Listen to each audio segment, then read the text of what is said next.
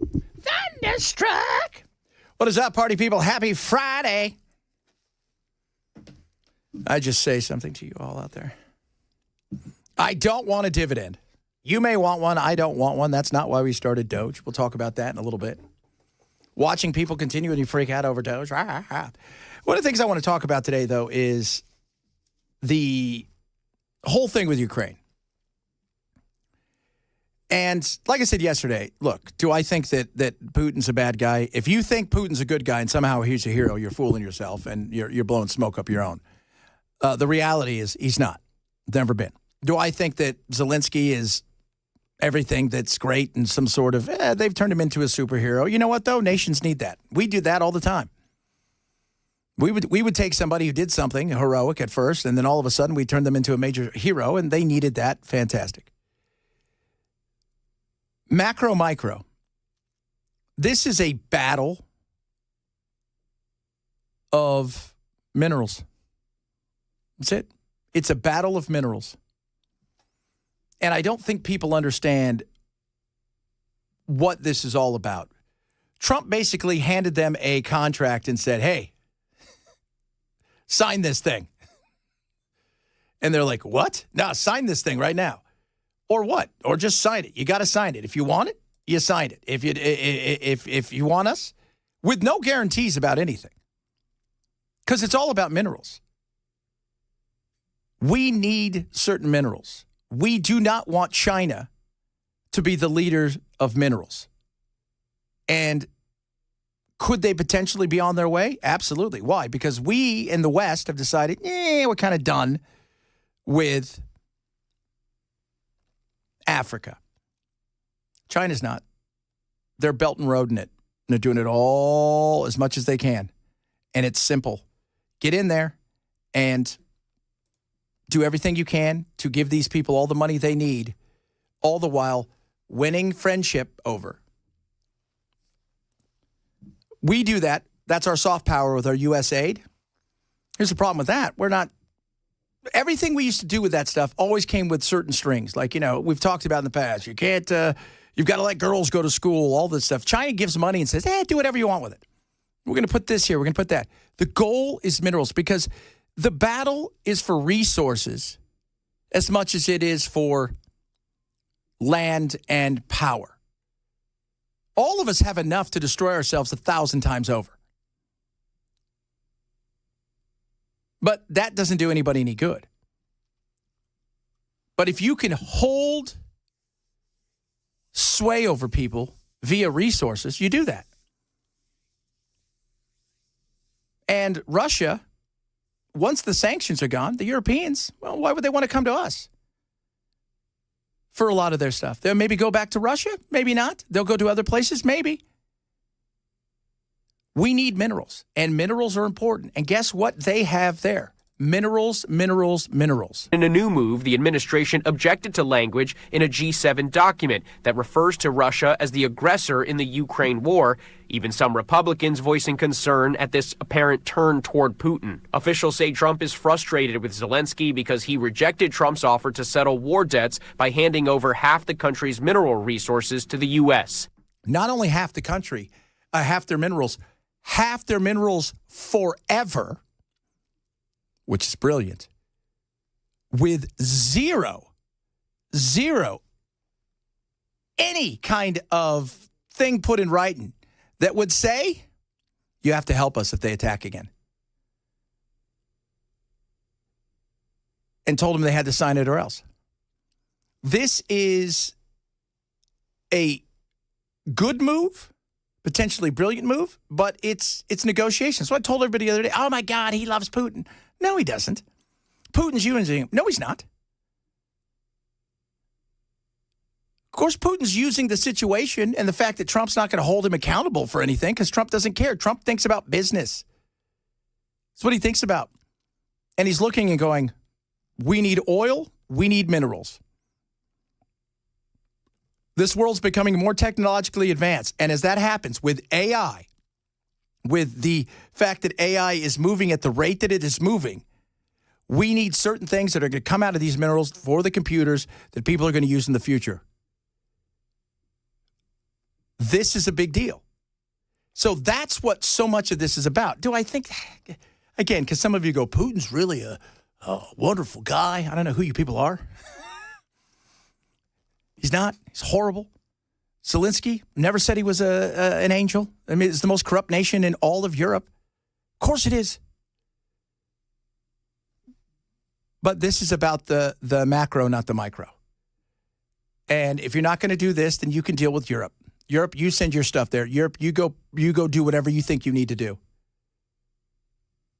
But this is the race that's on right now. And I think it's a brilliant move, but there's going to be some issues, I'm sure. Do I think we're going to get something out of it? I do. This was the first of many. And no, I wasn't a fan about calling, him a dictator, because everything that he has done, well, he suspended it. It's in his Constitution. They're allowed to do that. Martial law, it's in the Constitution, allowed to do it. They've haven't had any election. All those things are in the Constitution. He hasn't done anything out of the ordinary. Like, oh my God, this is the most extraordinary thing I've ever seen. I can't believe he's done this. He hasn't done any of that stuff. Yes, and could he be corrupt? Do you know how much money goes missing in war? A whole bunch. Did some go missing over there? Oh, I'm sure. Why do you think Putin's having a tough time? Because in peacetime, he gave all his buddies all of this money to build weapons. And what did they do? They bought the cheapest stuff because they never thought they'd be in any kind of war. And none of it worked. And those people all got giant yachts out of it and billions of dollars squirreled away somewhere. That's unfortunate because that hurts the people, as we all know. Oh, my Lord. By the way, CPAC, I watched a little bit of it. Somebody said, what's CPAC? CPAC is, think of it as Comic-Con for the conservatives. So if you know what Comic-Con is, people go out and they go see, I'm sure we have something like that here where, what do we have? There's a lot. Yeah, because the big Comic-Con's in San Diego. And that's the original, where you go, and that's where everybody debuts all of the stuff. The closest thing that comes to mind is the Lone Wolf Tattoo and Horror Festival. Yeah. So, and you go, and what happened to you, this is for all of the conservative people. They come together, and, they're all there, and they're giving their speeches, and they're like, look at me, look at this, look at that, and here we go. And, of course, last night, it was funny to see the chainsaw. So, if you haven't seen the video, it's pretty funny. And the video is Javier Milei looks into a room and he sees Elon Musk. And he runs in and he hugs him and then he gives him a present. And the present is a chainsaw. And he goes out and has fun with it. He's going to do this and he's going to do that. It was hilarious because people freak out over it, over something ridiculous. Why? Because Javier Milei has done things that people didn't think can get done over there in Argentina, which is chop up a bunch of stuff. And I'm not talking about people, although it probably happens in Argentina as well. I'm talking about agencies. This is the chainsaw for bureaucracy. Chainsaw!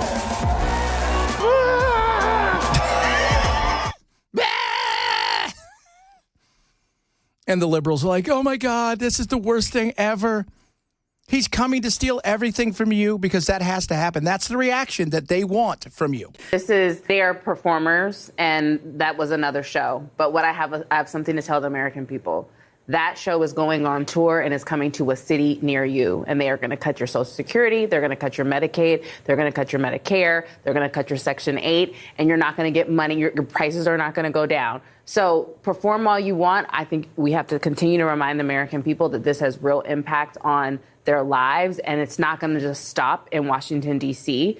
And they aren't just people that you want to take a chainsaw. When we talk about violence and all the rhetoric and whatnot, we're talking about human beings and the jobs and their children and their mortgages and their groceries that they have to pay for that he's saying he's slashing. So I'm not surprised by his performance, but his actions have real life consequences, and he's making a joke of it. Get over yourself. No mention of $36 trillion in debt, of course. Zero. Just like what Chris and I were talking about. We're going to go bankrupt.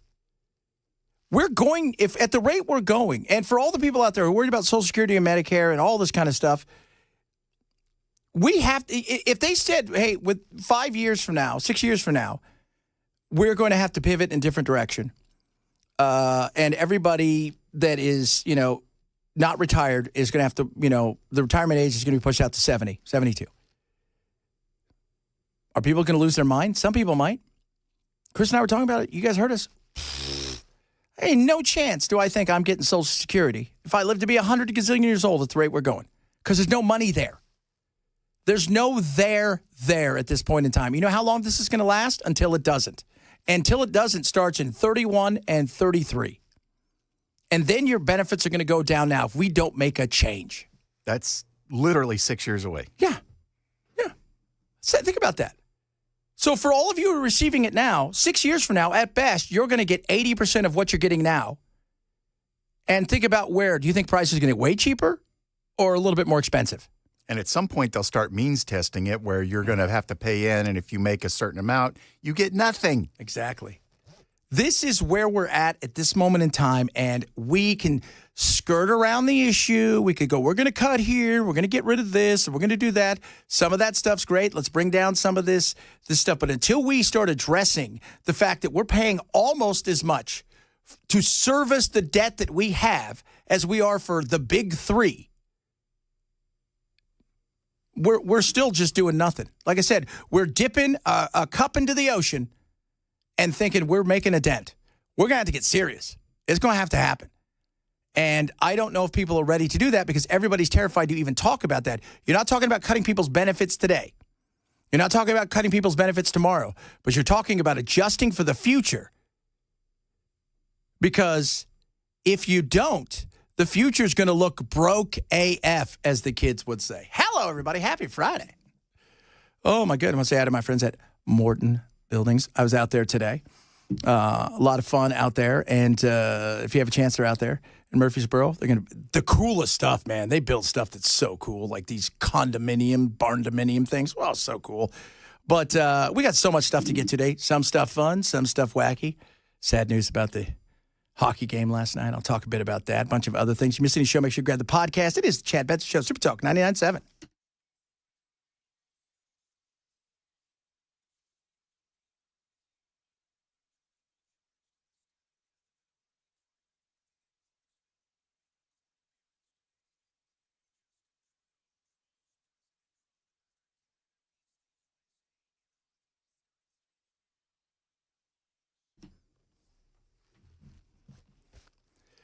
Bulwark Capital. When you talk to my buddy Zach Abraham, Chief Investment Officer at Bulwark, because you know what? The guy knows what he's doing. Right now, he's doing a big 100-day kind of first 100 days look into the investment world and what's going on under Trump. And he jokes about the fact that, hey, you know what? It's like a Department of Retirement Efficiency. What can we do to cut your risk, your cost, and lower that volatility when it comes to your retirement and your investments? And what can we do to grow it? And I love that. They're going to give you a free risk review. Call 866-779-RISK to reach Bulwark, or go to Know Your Risk Radio, KNOW, Your Risk Radio today to sign up. And on the 20th of March at 3:30 Pacific, 5:30 our time, they're doing a full webinar. They're going to talk to you about everything from what they think is going to happen in 2025, the rapid changes that could impact your investments in retirement, as well as what it is that they do. Call them today, set up a free risk review, and join in on the webinar, 866-779-RISK, or go to knowyourriskradio.com. Investment advisory services offered through Trek Financial LLC and SEC Registered Investment Advisor. Investments involve risk, not a guarantee. Past performance, not guarantee future results. Trek 25137.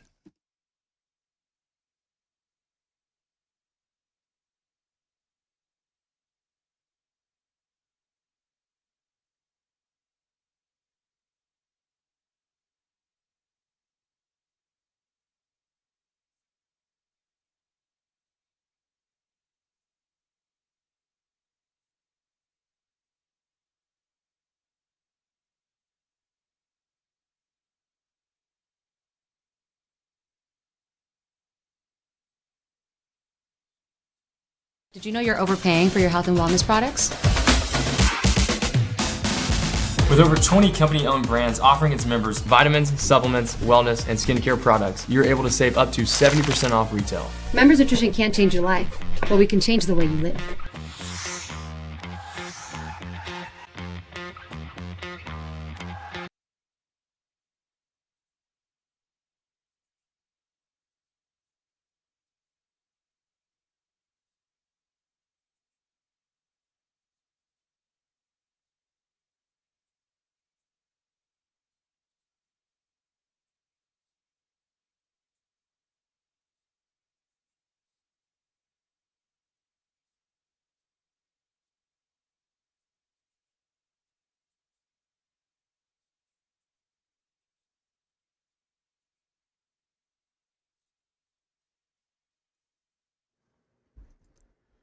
Well, the suspect accused of shooting and killing United Healthcare CEO Brian Thompson back in court in New York today, and the DA in L.A. may have an announcement on the Menendez brothers. And Hooters could be going belly up. Details at 12:30 on Super Talk 99.7 WTN. Centering pass, McDavid scores! Connor McDavid wins it for Canada! And Jordan Binnington has done it again inside the TD Garden. Yeah. So last night I went, my friends were here from all over the country. There's a big country music thing going on. And my agent's like, hey, come out to dinner with us. And we're out all night. And we're having a lot of fun. But everybody at the restaurant where we were, eyes were glued to their phones, watching the TV in the restaurant, in this like super kind of shishi restaurant. You got the TVs on, people are watching, people are checking their phones. The game was crazy. It was. It went to overtime. And the guy that I said, unfortunately, is the best player in hockey. Not unfortunate that he is, but it's just, we won the game. McDavid. And, it was awesome to watch. And it sucks that we lost. And then we got trolled by Trudeau, which is the worst. This sucks.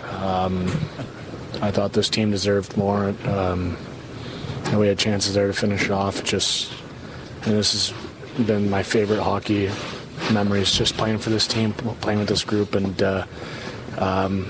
this is going to give us a nice motivation for years' time. Yeah, because we got the Olympics coming up. Brady Tkachuk there talking about that. And that was the crazy thing. These guys all make millions of dollars playing hockey. This is their job. None of them they're going home. You know what they're driving? Whatever they want. You know where they're living? Wherever they want. They have everything.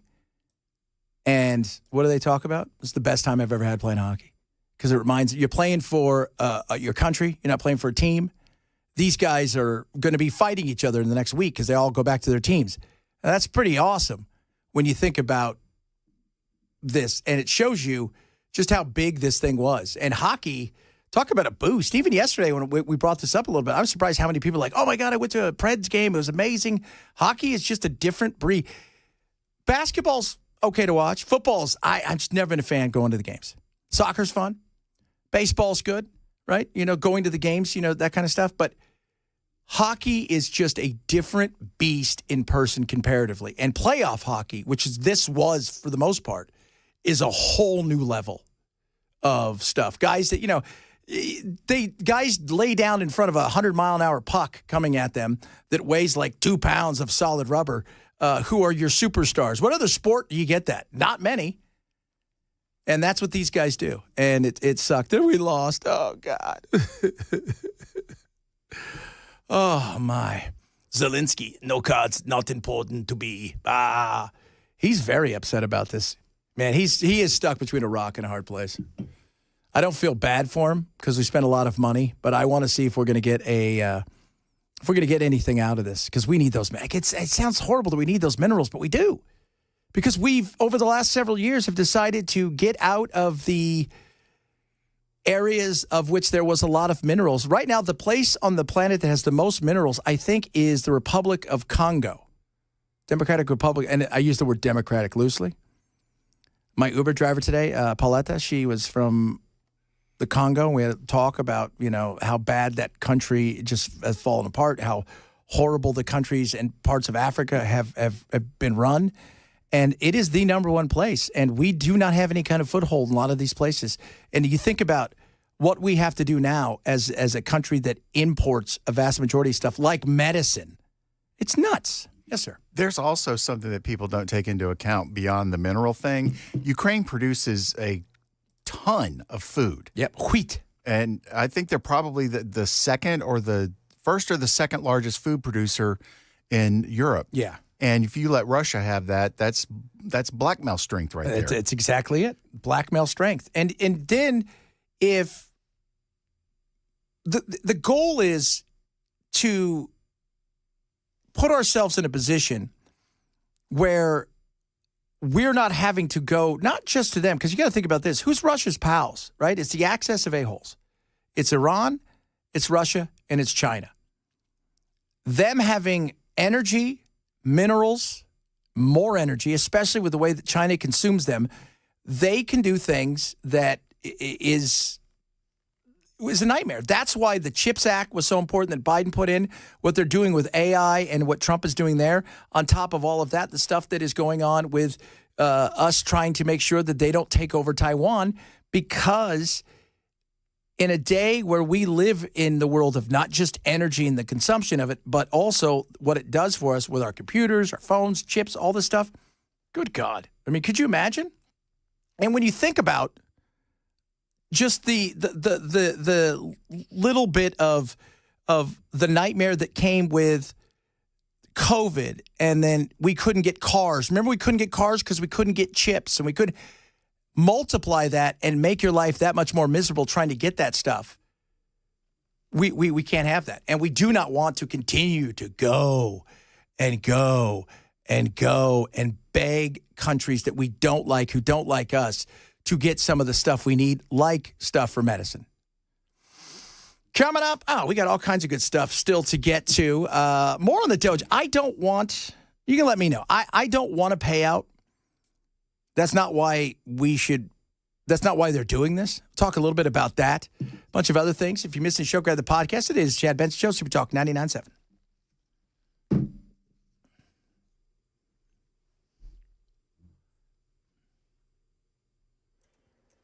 I'm Ken Weaver with your top stories. And drivers, we got a problem in Millersville. Rolling roadblocks to fix potholes blocking the right lane, 65 northbound at exit 98. In Thompson Station, Williamson County, construction work, 65 southbound, right there at the Thompson Station Road overpass. Full forecast in 5 minutes. The suspect accused of shooting and killing United Healthcare CEO Brian Thompson back in court in New York today. The judge expected to ask for an update on the exchange of evidence, and a trial date could be set for Luigi Mangioni. Could be a major development in the case of the Menendez brothers and their attempt to gain freedom after the decades-old murder of their parents in 1989. The new DA in L.A. announcing he'll be speaking today at 3 o'clock Middle Tennessee time. He may announce whether or not he is supportive of letting them go. Sales of previously owned homes falling last month. Here's Sherry Preston. Mortgage rates have been hovering around 7% this year, more than double the record low of 2.65% a little over 4 years ago. That, plus the rising price of existing homes on the market, is keeping many would-be buyers at home. The national median sales price of an existing home up nearly 5% in January from a year earlier to just under $397,000. Restaurant known for its waitresses in tight-fitting T-shirts and shorts serving up hot wings and beer could be going belly up. Bloomberg says the casual dining chain Hooters preparing for a potential bankruptcy filing as it works with creditors on a plan to restructure its operations. And overnight, U.S. Senator Elizabeth Warren trolled by Louisiana U.S. Senator John Kennedy. You're starting the process for a budget, and we just want to know the basic principle. Is there anyone so rich that Republicans think they shouldn't get a tax cut? And my view is, let's just start the bidding at $10 million. Is that rich enough to say they're not going to get a tax giveaway from the Republicans? Mr. President. Time's expired. All foam, no beer. That's the latest news. Weather's next. I'm Ken Weaver, WTN News.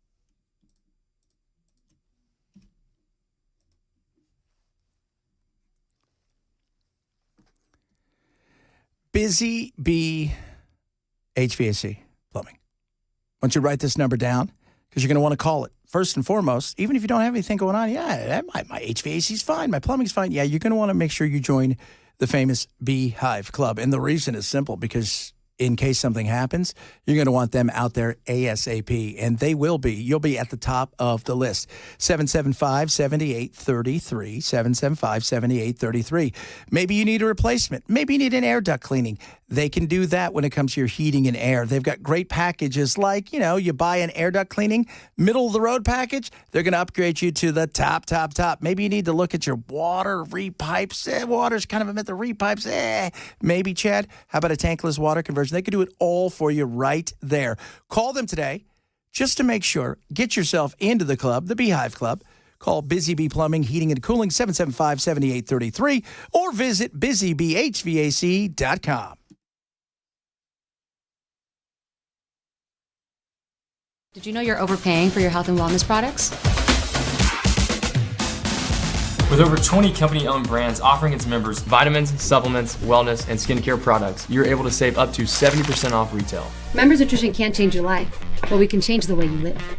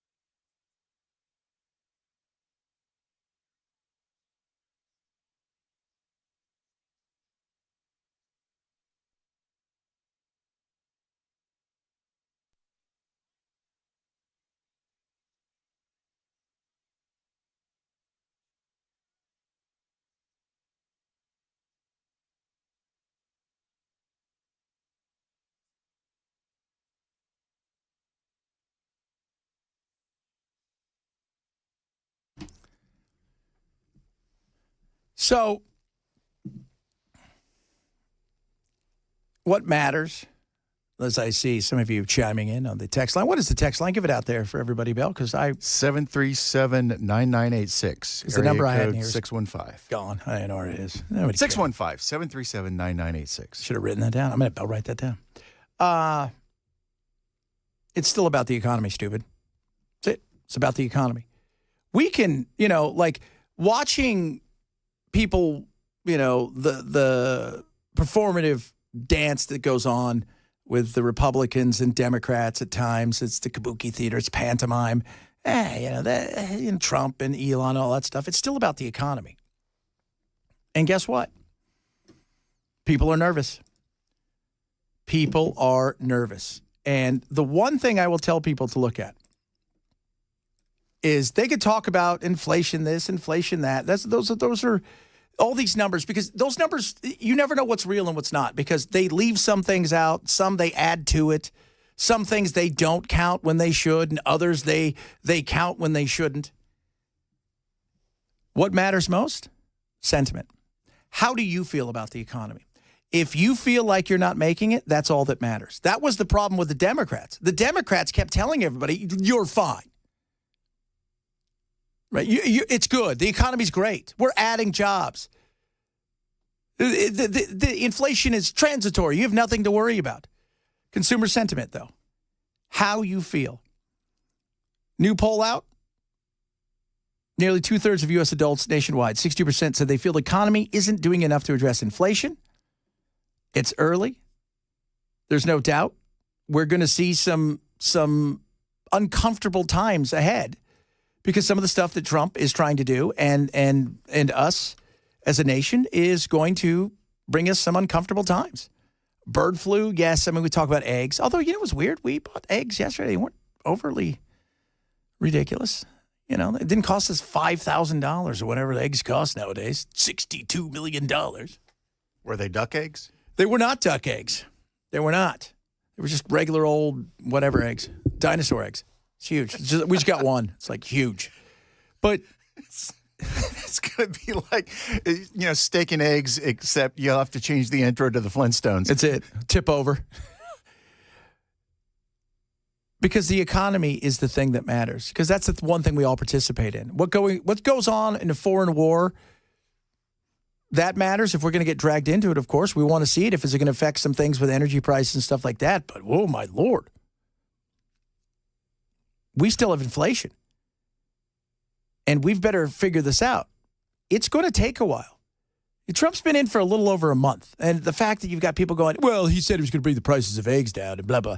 It's going to take a little while. But he's telling everybody there's going to be some tightening of the belt. It's going to be uncomfortable for a while. And it's pointing out to be nerve-wracking time. Walmart executives say that lingering inflation and the threat of tariffs are creating uncertainty in the economy. About 60% of Walmart's U.S. sales actually come from groceries. It acknowledged high costs for eggs and beef. Walmart did already slash prices on thousands of products to try to appeal to shoppers who are frustrated with inflation, and it says it's prepared to cut those prices even more. Because Trump can fix immigration, which he's fixed the illegal immigration side of it, pouring across the border. The other stuff is going to take a long time, and it's not going to be the way that everybody wants it, probably the way he wants it. That being said, you can do all of this other stuff, but if the economy goes, that's what people are going to get nervous. And that's why he's got a finite time to get stuff done. He does. Because right about a year from now, people are going to start to go, if things aren't good. Midterms are coming up. And as we all know, we're a fickle bunch of people. People switch all the time. We love, even when times are good, we like to go, you guys have a little too much power. We're going to take a bit away from you, and we're going to give it over here to the other side.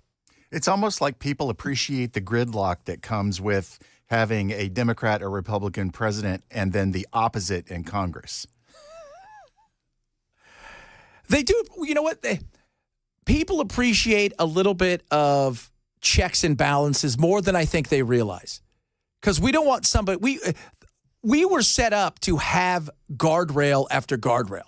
We were set up to protect ourselves from the extremes. That's why the fear of we're going to do the nuclear and we're going to make sure that we kill the filibuster. So, well, if you killed the filibuster, you would have extreme from extreme. And we can't have that. But you got to figure this out. And this is where Trump needs to be straightforward and come out and tell everybody, look, man, it's going to suck. We're going to have to tighten our belts. Going back to your filibuster example, don't we have Harry Reid to thank for all of Trump's nominations going through, sailing right through. He pulled the nuclear option. Only needed a simple majority, and the Democrats are responsible for that. And now they're complaining that the Republicans took advantage of what they put in place. And Chuck Schumer said when it happened, I fear that we're going to regret this decision. And they have ever since. They have. Because we don't want those extremes. We don't want those situations. Because the whole thought in that is one day you're not going to be in power. Because you're going to overreach. One day you're going to do something so ridiculous that people flip and go to the other way. And then all of a sudden what ends up happening in our world is we go from one extreme to another. And that's what our founding fathers didn't want. They wanted gridlock. They wanted government to not be knee-jerk. Because, have you ever seen how many times countries around the globe change their constitution? I mean, they write it in pencil. They're like, oh my God, give me a new piece of paper. We don't want that. We want it to be the reason that we are who we are is stability. Among all the other things, it's about being stable. That's why people always worry, BRICS is going to come in and everybody's going to pay for their own dollars and this, and instead of their money, they're going to pay in this. That only goes so far. Because you know what happens? None of those countries are stable at the end of the day outside of China because they can manipulate so much. But even at that point, no. Our stability gives us the greatness that we have. And that's what we want when it comes to our economy. I mean, I'm seeing you guys chime in and talk about, the economy and talk about, the Doge. Because do we really want $5,000? Well, yeah, I want it. Okay, you want it. But I thought the goal was to pay down the debt.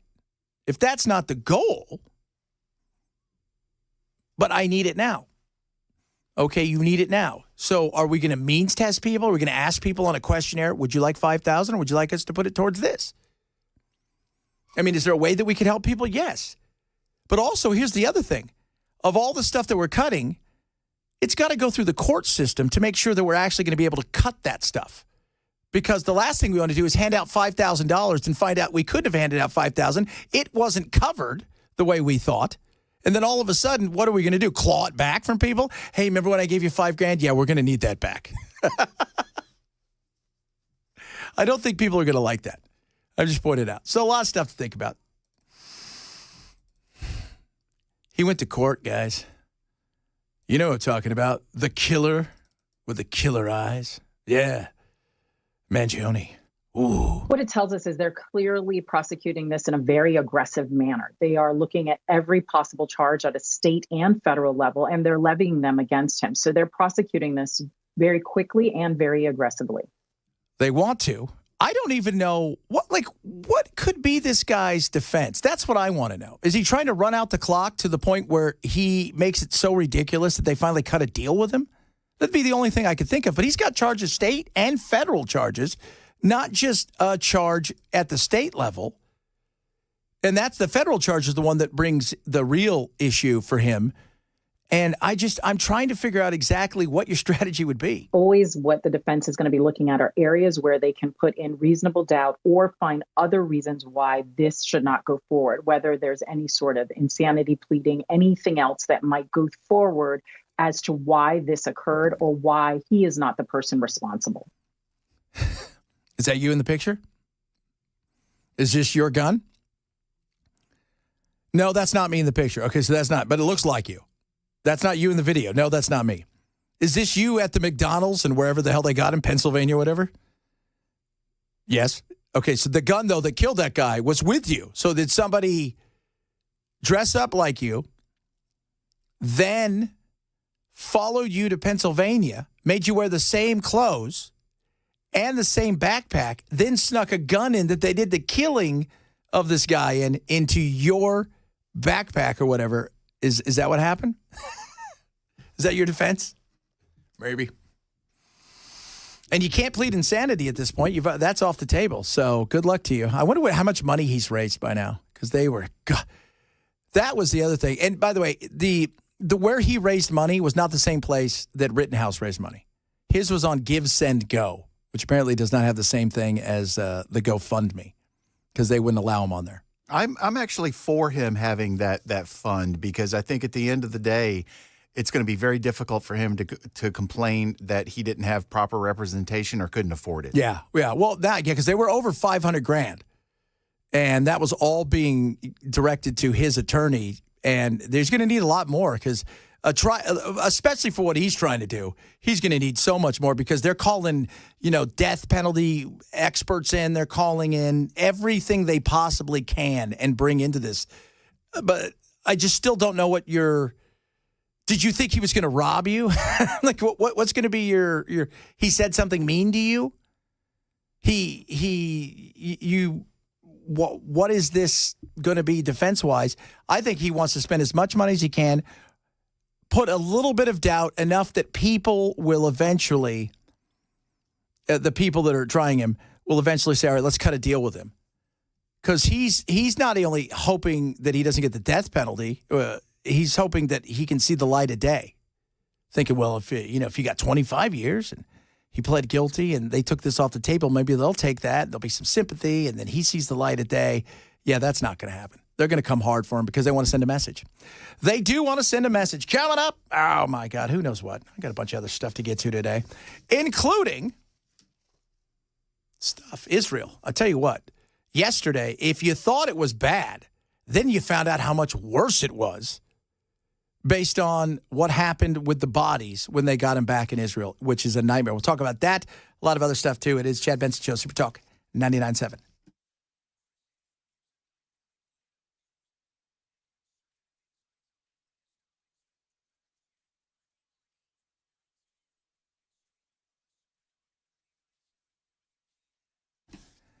All right, kids, Prize Picks. Basketball season's in full swing, and you can absolutely make a little bit on the old Prize Picks. Now, what is Prize Picks? It's not going and saying, I'm going to choose this team over that team. What are the point spread? That kind of stuff. It's none of that stuff. This is about, think of it, it's fantasy. It's like, okay, do I think this player, we'll call him Steph Curry, is going to score more than 4.5 3-pointers in a game? Do I think LeBron will get over or under 22.5 points? That's how you go and you pick your lineup. And that's what I call it. It's as simple as that. It's over under. And right now, when you download the app, Prize Picks, you go there, you download the app, use my code Chad. What you get is $50 instantly when you play your first $5 lineup. It's so simple. They've got tons of different promos like Taco Tuesday. You can win up to $1,000 your money. The opportunity is in front of you right now. Basketball season's in full swing. Take advantage of it. Download the app now, Prize Picks. Use code Chad. Get $50 the minute you play your first $5 lineup. Prize Picks. Run your game. Must be 21. Present Tennessee. Gambling problem. Call Tennessee Red Line at 1-800-889-9789.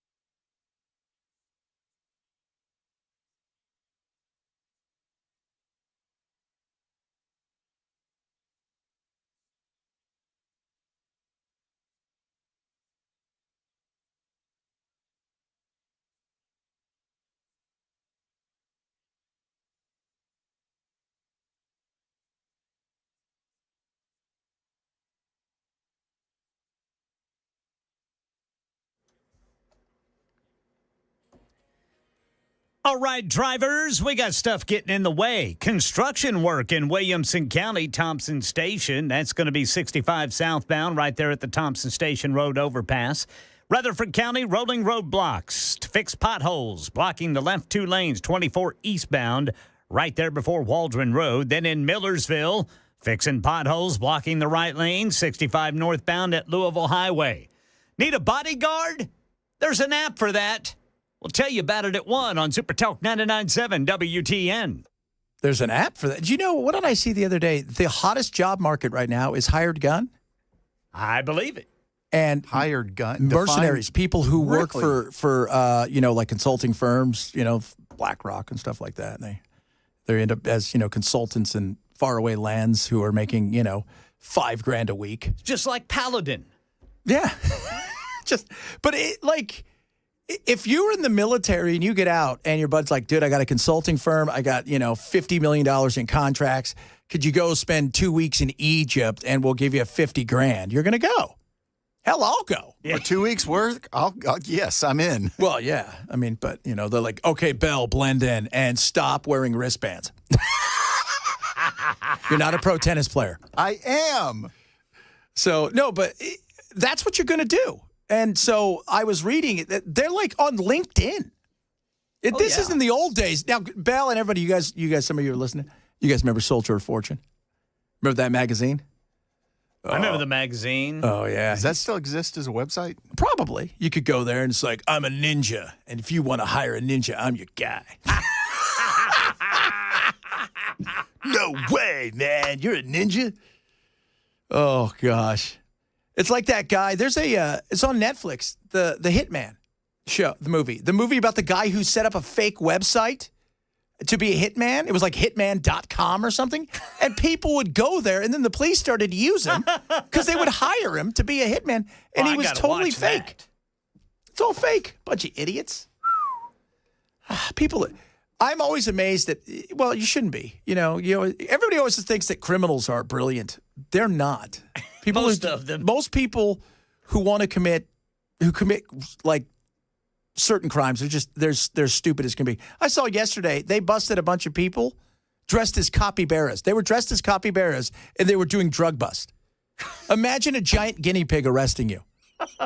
And at that point in time, you should think you've hit rock bottom.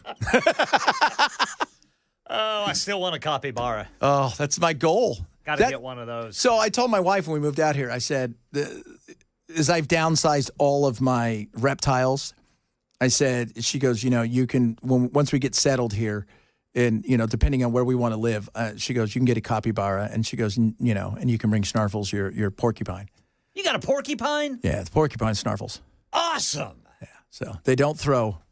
No, yeah. Everything's throwing stuff, but I want a capybara so bad. Man, they are the chillest animal. Greatest, like, if you don't know what it is, think of a guinea pig, because that's what they are. They're the world's largest rodent. Yeah, they're just big guinea pigs. And they're 200 pounds, and they're also aquatic, so they like to be in the water because they've got little web feet, and they are just chill. They are, man. You do anything you want to. I saw a video on YouTube the other day about supposedly once they get big enough, even alligators don't mess with them. Yeah, they'll sit on top of crocodiles and alligators. And I watched this capybara walk up and literally sit on the head of an alligator, and the alligator's like, "What the hell, What's dude? going on here?" Oh, it's you again. All right, we're going to be friends, but you got to stop sitting on my head. I will take you across the way, but you got to stop sitting on my dome.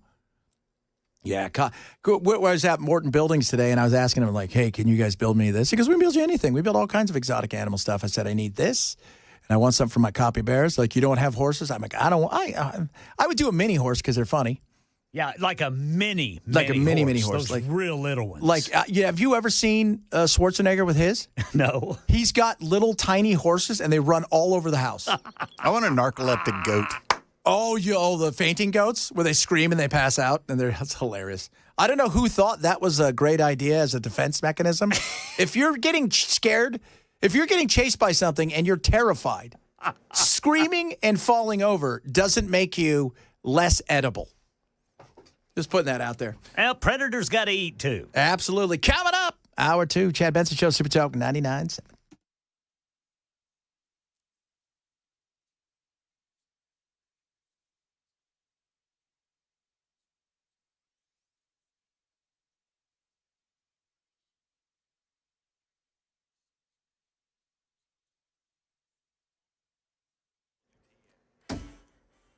1 o'clock on the dot. I'm Ken Weaver with your top stories. Got the full forecast in 5 minutes. The suspect accused of shooting and killing United Healthcare CEO Brian Thompson back in court in New York today. The judge expected to ask for an update on the exchange of evidence, and a trial date could be set. ABC News legal contributor Shauna Lloyd says Luigi Mangioni also separately due in federal court next. What it tells us is they're clearly prosecuting this in a very aggressive manner. They are looking at every possible charge at a state and federal level, and they're levying them against him. So they're prosecuting this very quickly and very aggressively. Could be a major development in the case of the Menendez brothers and their attempt to gain freedom. The new DA in L.A. has announced he'll be speaking on that today at 3 o'clock Middle Tennessee time. Crime right here in Middle Tennessee. Murfreesboro police crediting technology for a 20% reduction in crime across the board. Deputy Police Chief Kerry Gensimer telling News 2, the Real Crime Center, which uses tools like gunshot detection devices, license plate recognition technology, and public safety cameras, are money well spent. And that technology just really kind of relieves some of the pressure on, the traditional policing methods of actually having to have the police officers out there. This technology, it doesn't get tired. It doesn't have to have a break. It doesn't have to go home and go to sleep. It's always working, and it's really helping us to increase our efficiency. Homicide in Murfreesboro down 55%, rape down 18%, robbery down 19%, aggravated assault down 7%. Hosting a bipartisan group of governors at the White House today, President Trump vowing again he will end the war in Ukraine. But first, he had to welcome everyone. I'm delighted to welcome America's governors to the White House. You're amazing people. Even the Democrats are amazing people, some of you. And we've worked together. Actually, we work very well together. I can't think of anybody. There's one or two, that it doesn't work out so well. But that's sort of normal. Then he turned to Ukraine. It's been a very somewhat historic 4 weeks, and we have a couple of things in the works. We're negotiating with Russia, Ukraine, trying to get that horrible situation over with. It's terrible. You have young soldiers being killed, thousands a week, and we got to get it over with. It's bad for Russia, and it's bad for Ukraine, and it's bad for us on a humanitarian basis. I've had very good talks with Putin, and I've had not such good talks with Ukraine. Need a bodyguard? There's an app for that now. Once or a whole team, or rather that's one or a whole team, can show up with the click of a phone. It's called Protector, and it's being described as Uber with guns. With the click of a button, like ordering an Uber, a user can order an armed bodyguard and can even choose how they should dress and what kind of black car is needed. It's not cheap. A membership is $129 a year, and rates are in the thousands of dollars. Law enforcement expert Bruce Thomas says he has questions. What is their background? Are they just law enforcement? Are they just military? Have they gone to a bodyguard school? Have they gone to a protection school? The company says its protectors are vetted and current or former law enforcement and military. That's Alex Stone with the latest news. Weather's next. I'm Ken Weaver, WTN News.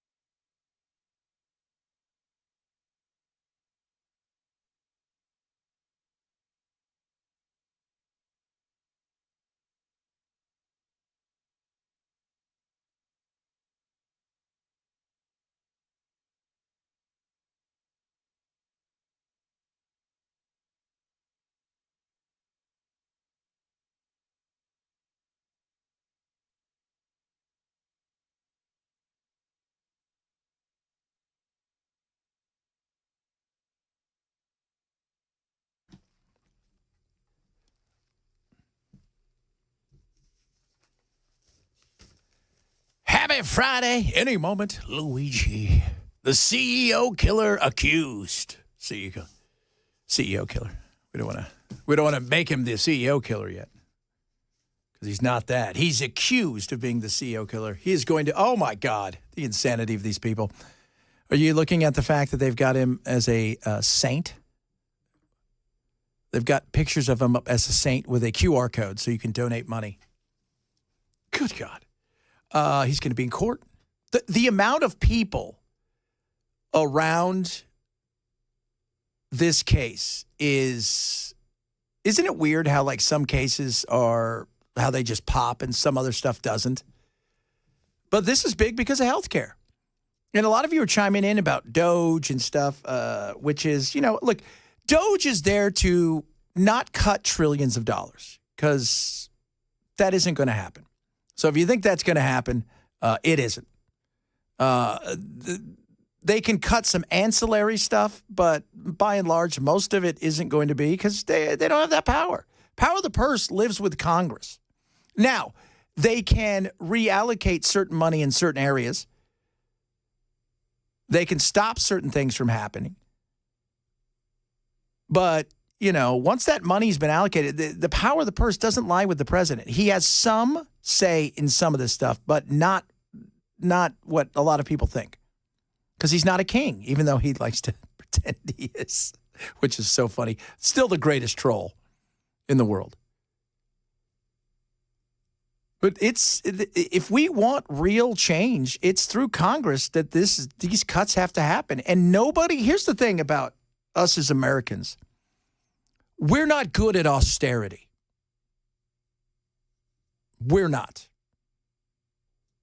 We like stuff the way that we like stuff. We want stuff where it's, cheap, and we want a lot of it. We want it now. We don't want to put it back. We don't want any of that. We want to spend. So if you were to tell the right thing to do would to be honest with the American people, and some of you are like, because when you bring up any of these things about Social Security, Medicare, any of that stuff, when you bring up any of it, people get upset. Well, it's my money. Yes, you paid into it, but you're going to take more out of it than you paid into it. And we're not talking about cutting today, but you better figure it out tomorrow. You need to be honest with my kids. You need to be honest with me. I don't think I'm getting Social Security. I could live, like I said, another 40 years, God willing. I don't expect to get it because it's not going to be there. So what then? We have to have an honest conversation about what we're going to do. And everybody always has, well, I would do this. Well, we've already done that, and we've exhausted that credit card. Think about all the credit cards people. Well, this credit card. You ever go somewhere with somebody and they have like 8 credit cards? It's X amount of dollars. Like, can you put 40 on that? Can you put 10 on this one? Can you put 8 on that? That's what we're at now. And those things are about to be maxed. And nobody wants to have a real conversation. Not, because they're all terrified. And Congress is the king of doing nothing and terrified to do anything.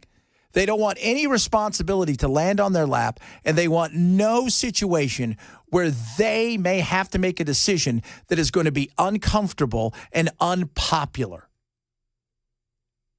And if it's unpopular and uncomfortable, and they may get in trouble, even if it's the right thing to do, people will hold them accountable at the ballot box. And because people want to believe that everything's going to be okay all the time, 24/7. And we have to face facts that that's not going to be the way it is. We can expose a lot of this stuff, but until Congress wakes up, until everybody starts working together, and until we as a nation go, yeah, we do need to tighten our belts a little bit, it isn't going to change. And that goes, I look at the Democrats. It's funny, Karen Levitt today talking about how upset the Democrats are and the media is about all the insanity of which we've been funding. And they are upset. I love how the media takes a few critics when the overwhelming response from the American people is support for what this administration is doing. If you look at the public polling, 70% of Americans, according to CBS, believe that President Trump is delivering on the promises he made. And there should be no secret about the fact that this administration is committed to cutting waste, fraud, and abuse. The president campaigned on that promise. Americans elected him on that promise, and he's actually delivering on it. And this is something that Democrats promised they would do for decades. President Trump is just the first president to get it done. Actually, Clinton got it done. Cut down a lot of stuff, got rid of a lot of workers. They retired him out, got rid of a lot of probationary workers. Bush pushed stuff out there. All of them have said they were going to do it. But activists really got entrenched in politics over the last 15 years and pushed out all these crazy programs. Now, we can go and eliminate those programs. Congress can, and get rid of a lot of these things, and that's great. But outside of that, again, Congress has to make serious decisions. And how many of you listening right now would be upset if they raised taxes, even if it was for the betterment of us as a nation down the road? I bet a lot of you would be. The problem is getting them to actually treat the money as if it's tax money that they don't own. Yeah. Every time they get a new check, it's so easy to spend other people's cash. 100%. So easy. Like, you gamble different. Like, if we all go to a casino and I hand everybody a couple, $300-400 and say, you guys go have fun with that, don't worry about it. You're going to gamble that way different than if it was your $100. Gamble it way different. And you know, and I heard, you know, they said this will be inflationary. Somebody asked them, look, if you gave $5,000 checks out to people, don't you think that'd be inflationary at a time when we saw what happened? We handed out money. People didn't save money during the, my God, you couldn't leave the house and people couldn't stop spending. Online retailers were loving it. They were loving it. So if we hand everybody $5,000 at a time right now, what do you think's going to happen to prices? It's going to go through the roof. They're going to save it, Chad. Yeah, Come on, I love man. that today. The guy's like, you're going to save. You're not going to save it. You're not going to save it. Because it's considered found money, even though it's not. Nobody's saving that money. You know who saves it? People who already have a lot of money and think, I didn't need it. That's fine. Put it over there. Exactly. That's it. People are going to spend it because it is found money. And you know what they think? Oh, it came to me once before. It might probably come to me at another point too. We're not serious about doing serious things when it comes to our future. And it isn't until we face it, right? It isn't.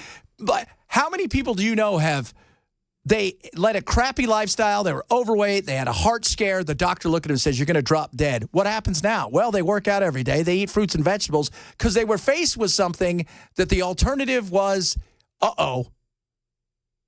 And we're addicted to spending. As a nation, as a people, our credit card debt is so big. And I'm not talking about the country.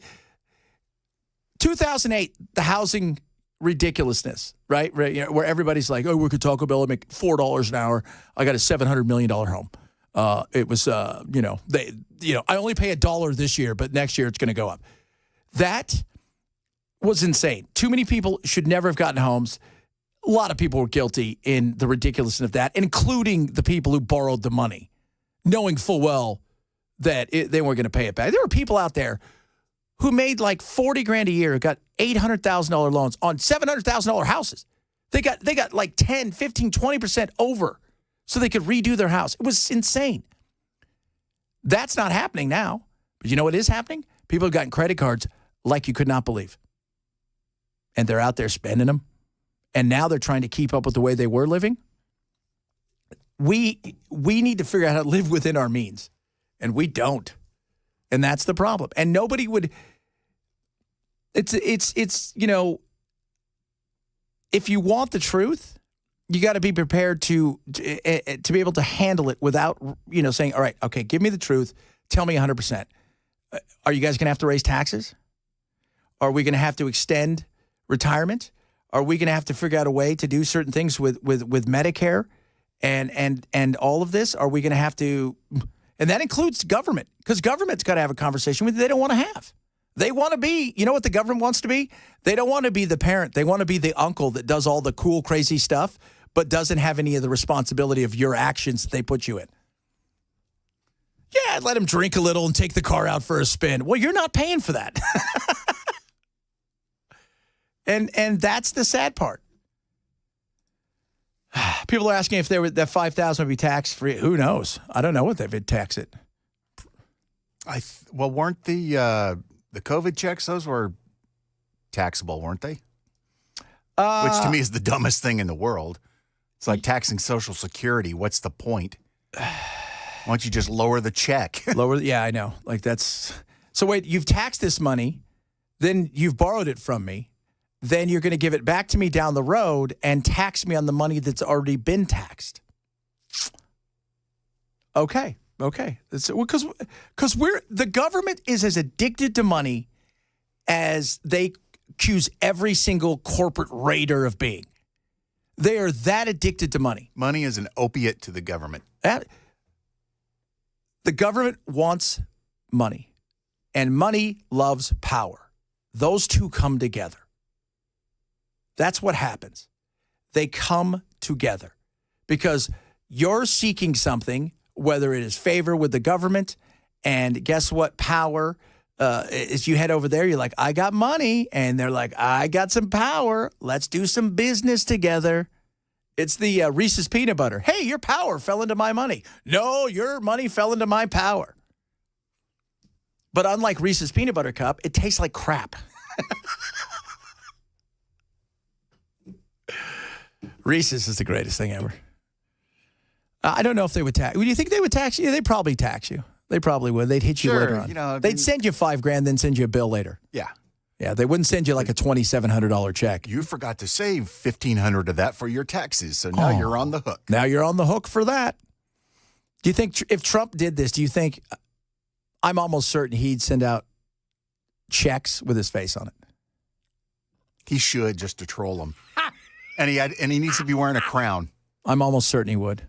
Remember when he wanted to do that? He wanted to send out like checks with his face or something. And I'm figuring this is the time he'd totally do it. Oh, man. If Trump's not trolling, Trump's not happy. He does love a troll, man. He does love it.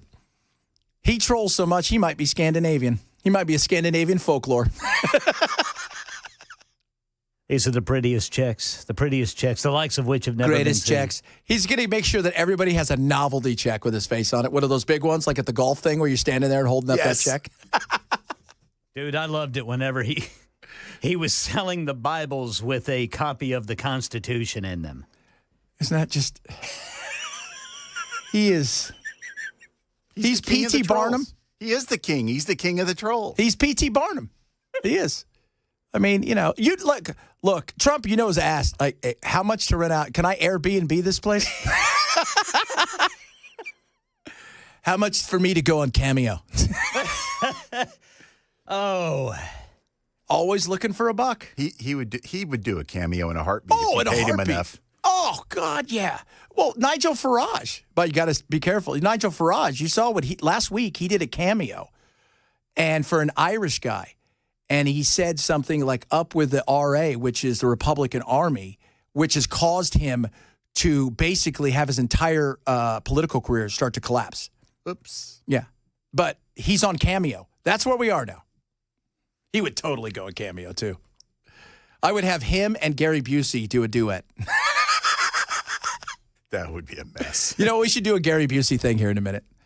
Because if you guys haven't heard Moment of the Day with Gary Busey, maybe we'll do that coming up. You can reach out to us across all of our social media, at Chad Benson Show, your Twitter, your Instagram. Check out Chad Benson Show TV on the old YouTube. And, of course, keep it right here. It is Chad Benson Show, Super Talk 99.7. And one last thing, please hit the like button on YouTube. Chris Hand is kicking our butts. Because we always forget about it. Yeah, like the YouTube stream.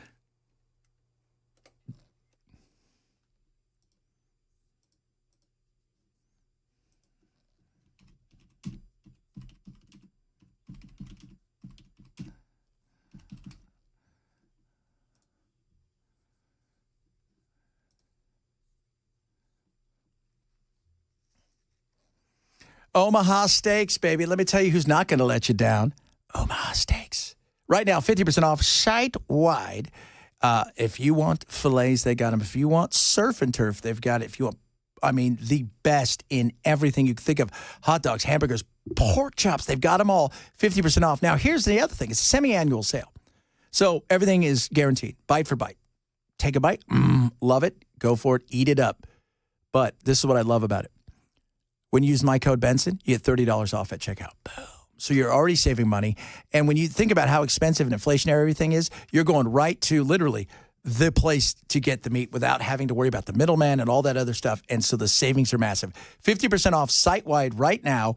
Go omahasteaks.com, use code Benson, and you save an extra $30 at checkout. omahasteaks.com, code Benson.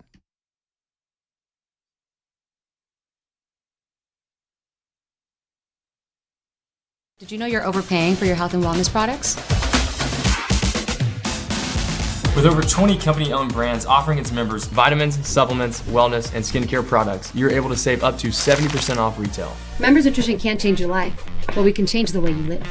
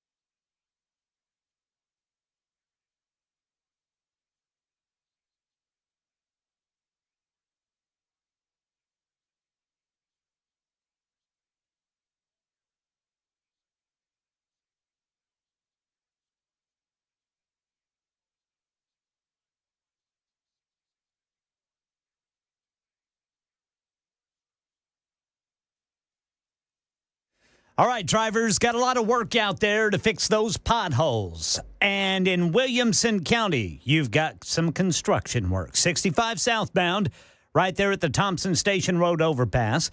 In Laverne, a rolling road block. Left 2 lanes blocked. 24 eastbound before Waldron Road. And in Millersville, right lane block, 65 northbound at Louisville Highway. That's Highway 31 West, exit 98.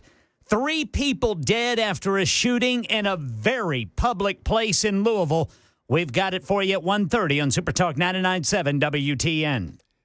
By the way, I showed it to, I don't know if you've seen it, Ken. I showed it to Belle yesterday. It is the thing of nightmares of the proto-clone. It is a robot that is muscular skeletor. So it looks like a human being. It's being held up.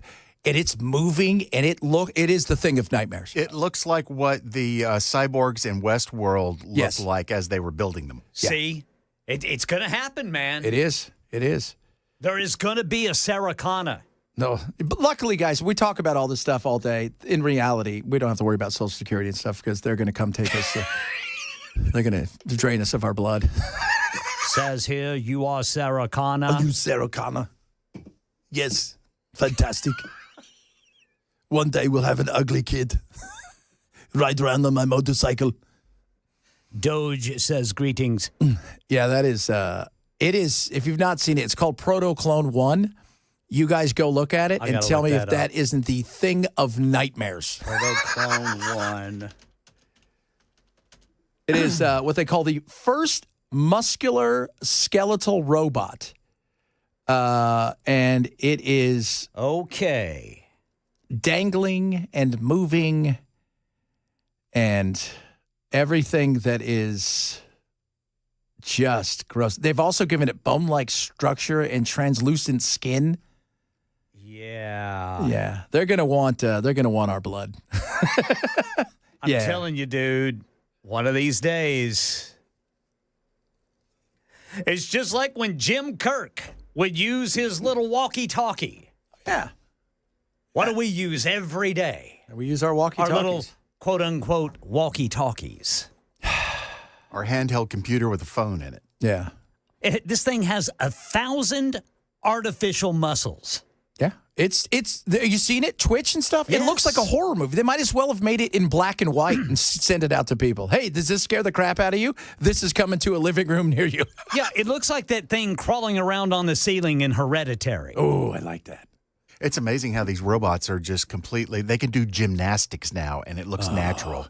And how they learn is, but remember Boston Dynamics would have their weird dog thing they would have, and they'd be super excited about it. Yeah. And like it learns. Now they're like outside of human skin, which is coming next, which they'll grow somewhere on the back of a pig, which, that doesn't sound like the end of the world. These things are getting so real. It's creepy.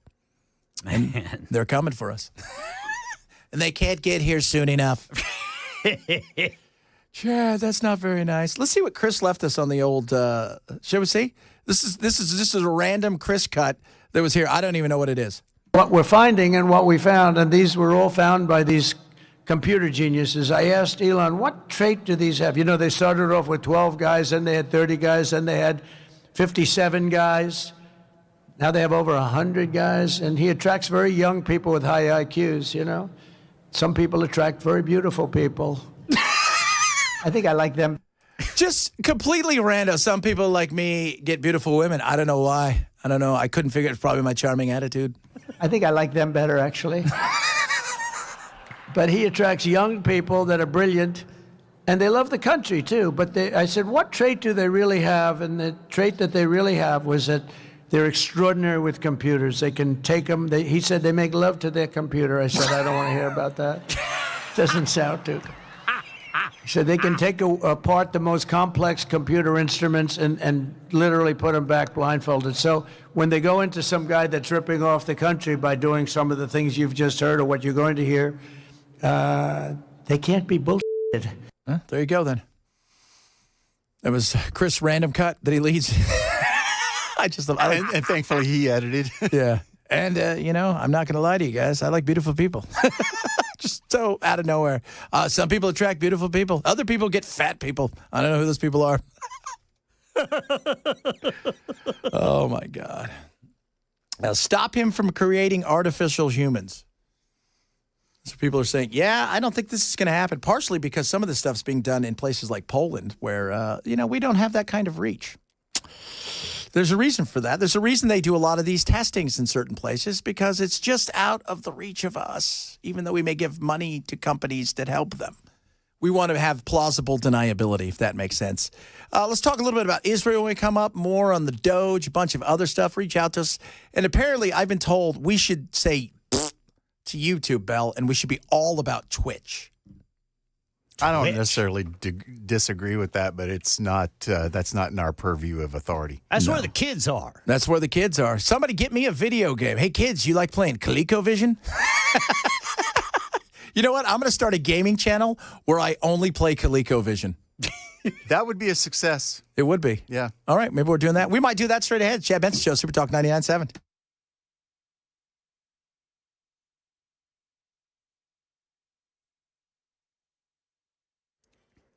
.1:30 on the dot. I'm Ken Weaver with your top stories. Got the full forecast in 5 minutes. Right now in Kentucky, Louisville Metro Police say they were called around noon today to a shooting at the driver license regional office in Valley Station. When they arrived on scene, there's 3 subjects down, 1 male pronounced deceased on scene. Two females were transported to the hospital with life-threatening injuries, but they later succumbed to their injuries, and they are both deceased as well. Police are looking for the suspects. The man charged with stabbing author Salman Rushdie in 2022 has been found guilty of attempted murder after an 8-day trial. 27-year-old Hadi Matar on trial in Western New York for rushing onto stage, stabbing the 77-year-old author more than a dozen times, leaving him partially blind. The suspect accused of shooting and killing United Healthcare CEO Brian Thompson is back in court in New York today. The judge expected to ask for an update on the exchange of evidence, and a trial date could be set. Could be a major development in the case of the Menendez brothers and their attempt to gain freedom. The new DA in L.A. announcing he'll be speaking on it at 3 o'clock Middle Tennessee time. And we've got a horrifying update out of the Gaza ceasefire. This is Jordana Miller in Jerusalem. Terrorists in Gaza murdered, quote, with their bare hands, 9-month-old Kfir Bibas and his 4-year-old brother, Ariel. Those are the gruesome results from Israel's National Forensic Institute that identified and did autopsies on the bodies of the young Israeli hostages. It's another painful blow for the Bibas family and Israelis at large, after Hamas failed on Thursday to return the body of the children's mother, Shiri, handing over instead the body of a Gazan woman. That's the latest news. Weather's next. I'm Ken Weaver, WTN News.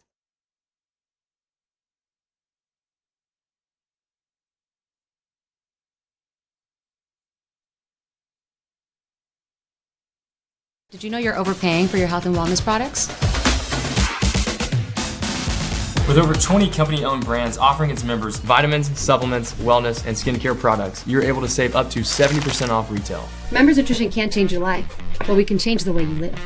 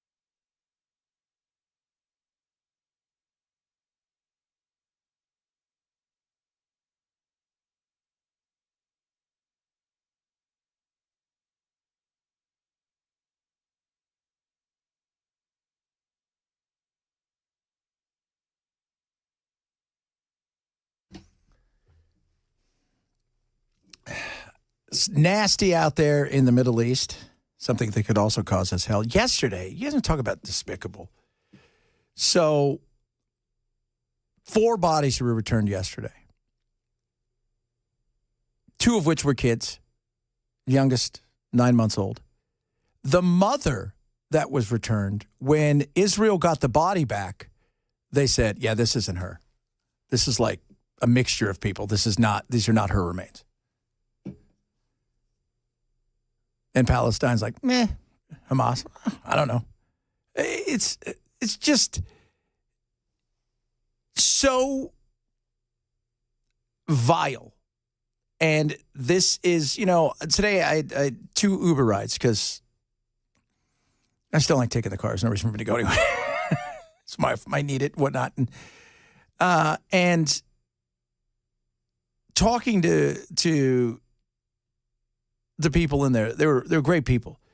But one of them was, we were chatting about what's going on over there. They're like, look, Israel, they've been battling this forever and a day. And they're going to continue to do this. And because nobody thinks outside the box. And it goes back to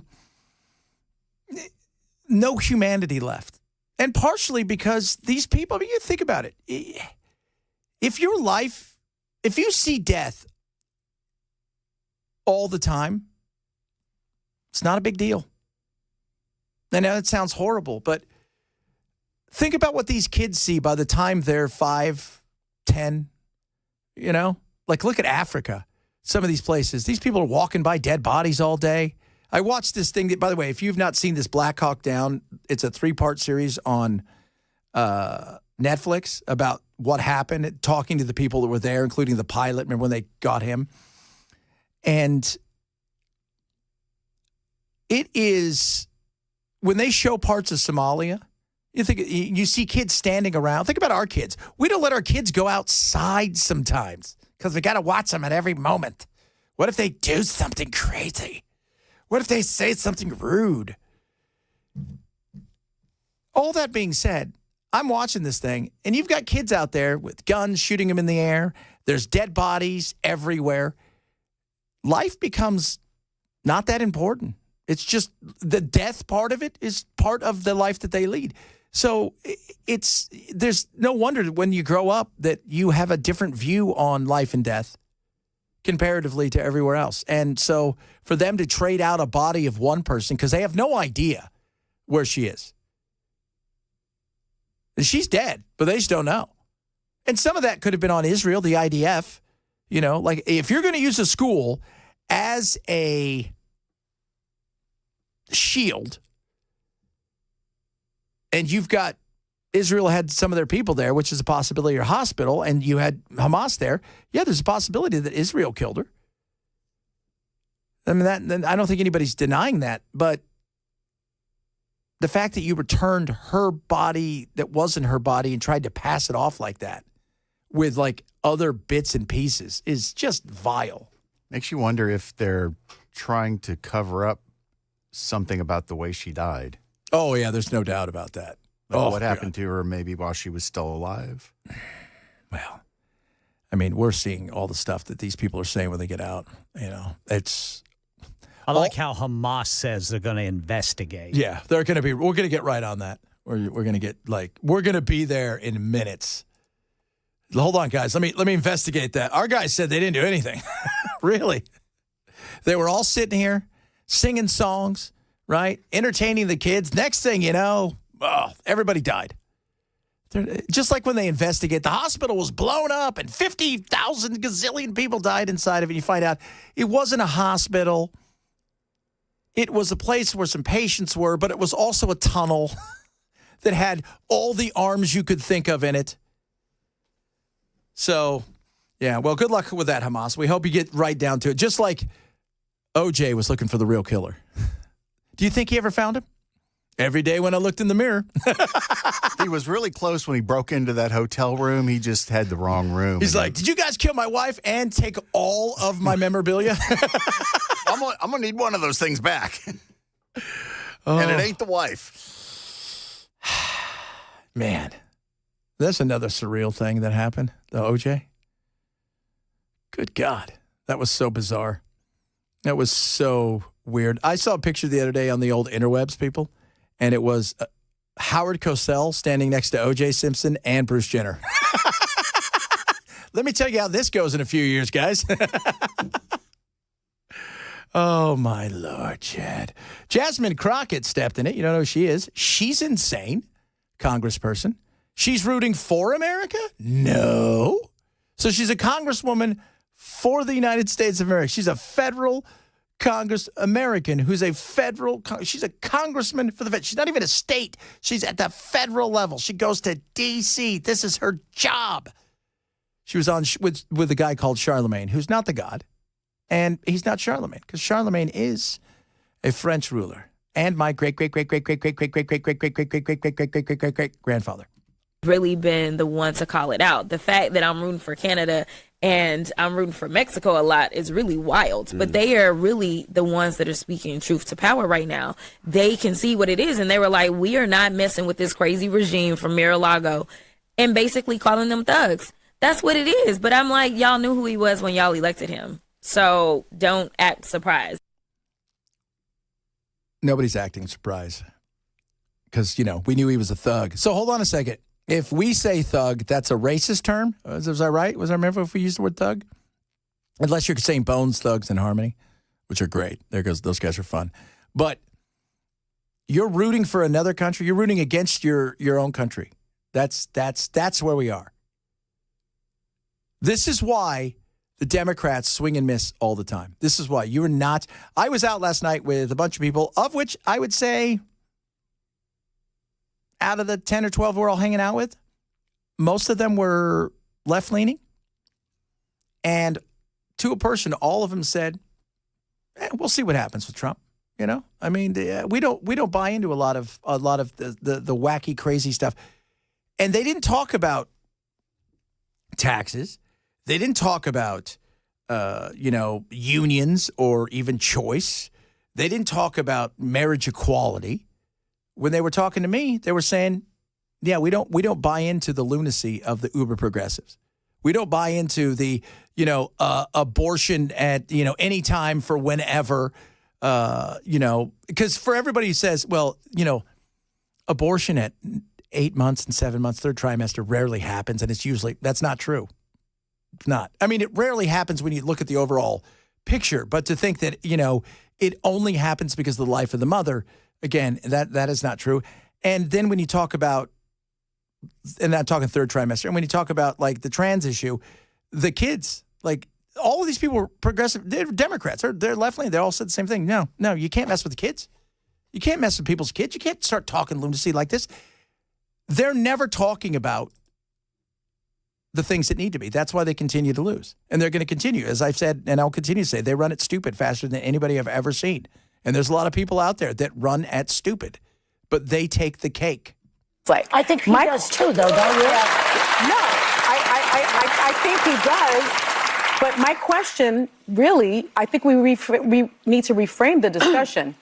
If the problem is these programs, what is the solution? What should we just then depend on the benevolence of Elon Musk and white billionaires to hire women and people of color? No. Should we just depend on corporations to, on their own, make the workforce more diverse? They didn't do it from 1776 to 1965. Why do we think it's going to be any different? Oh, God. By the way, I could say something horrible, but I'm not going to. This is right here, though. This is the talking piece of stuff. So diversity, they care about things that shouldn't matter at all is the only thing they care about. Not whether or not we're moving in the right direction, not whether or not we've allowed gobs of people in here, not whether or not we've had a massive amount of money pour over to places like Ukraine and yes, even Israel, and we're spending tons of money all over the place.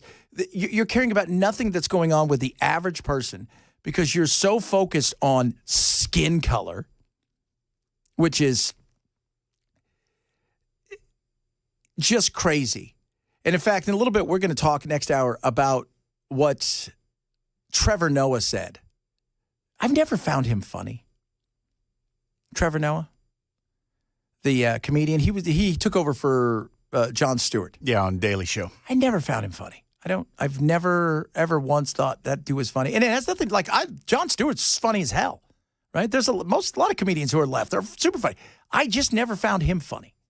But he said something that was so insane about diversity and segregation that you think to yourself, is your goal to go backwards?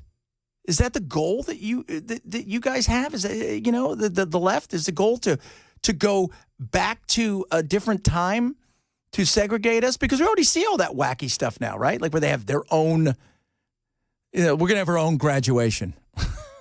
We need diversity, but we're going to have our own graduation.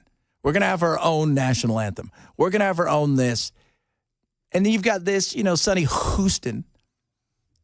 Well, do you think he's going to hire black people? No, I think he's going to hire whoever the best person is. And chances are, if it's computers, I'm going to go out on a limb and say, probably not white people, mostly Asians. Chad. A lot of Indians. Yes, that's Asian. That's what Doge has done. Yeah. I mean, Elon went out there and was just like, give me the guys that know what they're doing. And remember, Asians are the new whites. You get stuck into that position because your skin color isn't the skin color that reflects victimhood. So they put you into that, that's why you see all the fights going on at colleges, because they're weighting the way that the Asians were getting into all these colleges comparatively to other minority groups that have been oppressed. And you're thinking to yourself, so just say it. Just say it's brown and black. You care about a certain skin color because you feel that you can victimize them better. Talk a little bit more about this. Some other fun stuff. I want to see this story about Birkenstocks. I think this is a rather interesting story on whether or not they're a piece of art. They are if you're a 47-year-old lesbian at Trader Joe's. Kind of Subaru do you drive, ma'am? Chad. Being honest. Sorry about that, guys. You can check us out on Twitch. What's our Twitch handle? Super Talk 99.7. Okay, I didn't know if we don't have a cool name like Giant Octopus 4. That was taken. Ah, damn. Sucks. Talk a little bit about Twitch when we come up and what our favorite game is of Atari. What is your favorite game? Let me know inside the comments across all of our social media. It's the Chad Benson Show, Super Talk 99.7.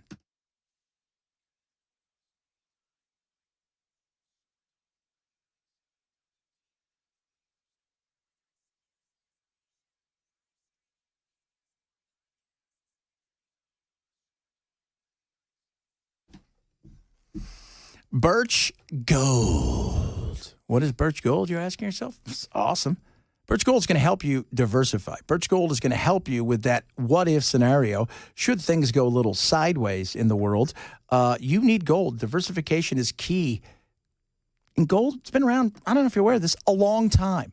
So why don't you do this? Text the word Benson, that's B-E-N-S-O-N, to Birch Gold at 989898. When you do, they're going to send you out the ultimate guide to gold in the Trump era, as well as an investor kit. Let you take a look. Why? Inflationary issues? Absolutely. A weakening dollar potentially? Yes. We've got strife around the globe. Gold is where people go to find safety in an unstable world. And I will tell you, everybody should have some. This is a smart thing to do. It's not going to cost you anything. Text the word now, Benson, to 989898 to get the ultimate guide to gold in the Trump era, forward done by Don Jr., as well as the investor kit from our friends at Birch. That's text the word Benson to 989898 today for Birch Gold.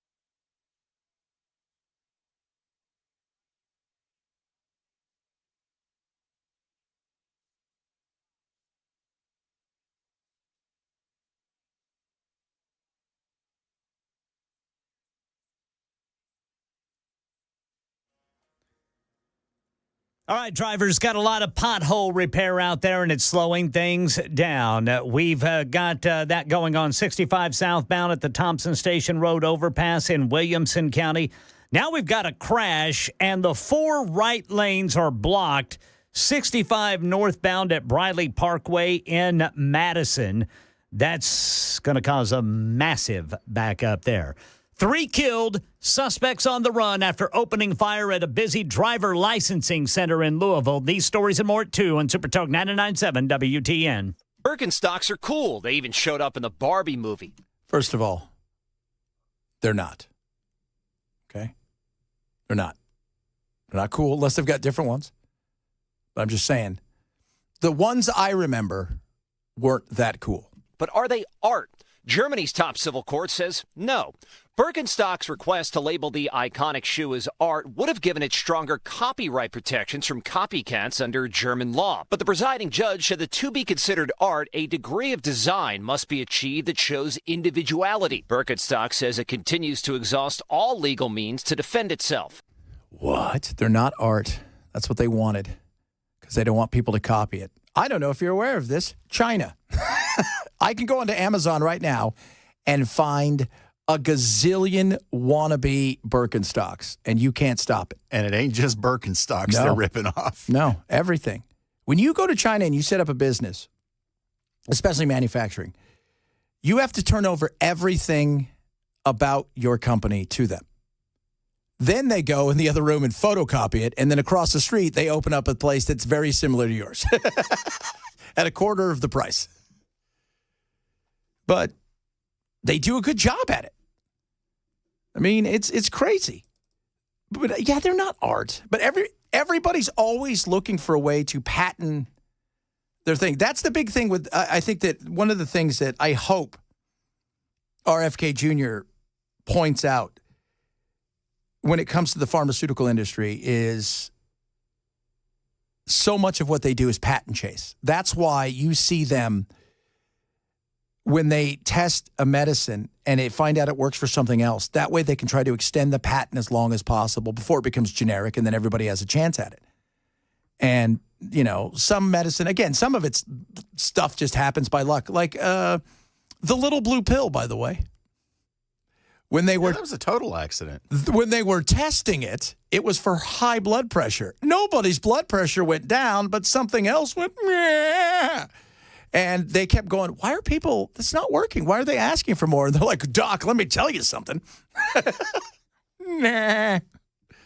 So, but you're looking for a patent. There's a reason that this weight loss medicine is huge, because every time they turn around, do you know what helps with this? Do you know what helps with that? Because you're always looking for something you can extend. And what was the controversial medicine for COVID? I always forget. Ivermectin? Yeah. It was cheap. It's cheap. There's no patent on it. It's cheap. It's like a nickel compared to everything else. It's all about money, right? It's all about the money. Follow the dollars, yo. Follow the dollars. If COVID could have been cured through a glass of water, there are some of you out there, much like me at times, that won't drink water. It would have still been hard to get everybody to do it, but they'd have figured out a way to charge you that glass of water and or make drinking that glass of water, you had to have a prescription. Wait a minute, what? Follow the money. Speaking of the money, baby, baseball. Dodgers taking the field. As the Dodgers and Cubs began Cactus League games, something was different. A new automated ball and strike calling system in place. It's not replacing human umpires, but it will allow for challenges. The minor leagues have been using it. It came up during the broadcast on Spectrum Sportsnet. The guys that have played at the minor league level understand it pretty well. And then quickly in the first inning, it was used. The Cubs winning a challenge to a called ball. Well, good. We see it in the very first inning. There you go. Teams in spring training get to challenge 2 ball or strike calls per game, and the robot umps will get the final say. That's kind of neat. We'll see how this works out. But there's a part of the human oops that you don't want to give up. But if you can get it right every time, well, this is all until the robots take over, and then they're playing the sports as well. So we won't even have to worry about that. We can just watch it all. If you missed any show, grab the podcast. It is Chad Benson Show. Super 99.7.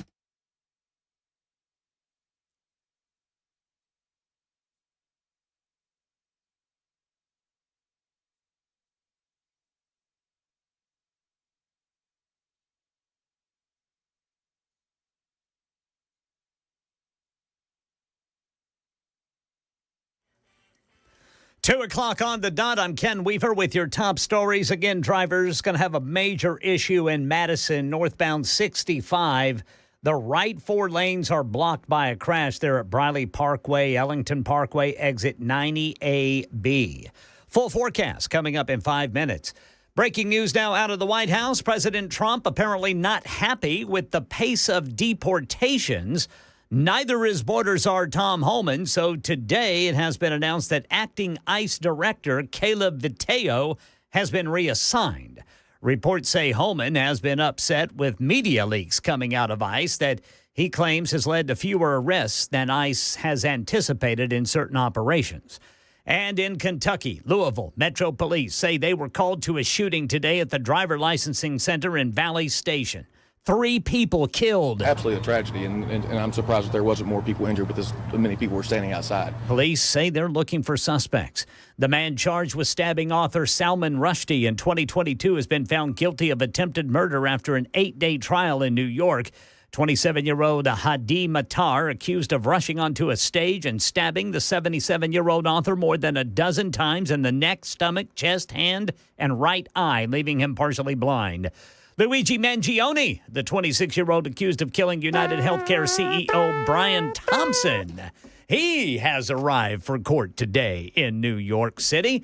Judge Gregory Caro wants updates on evidence from the prosecution and defense, and he might set a trial date.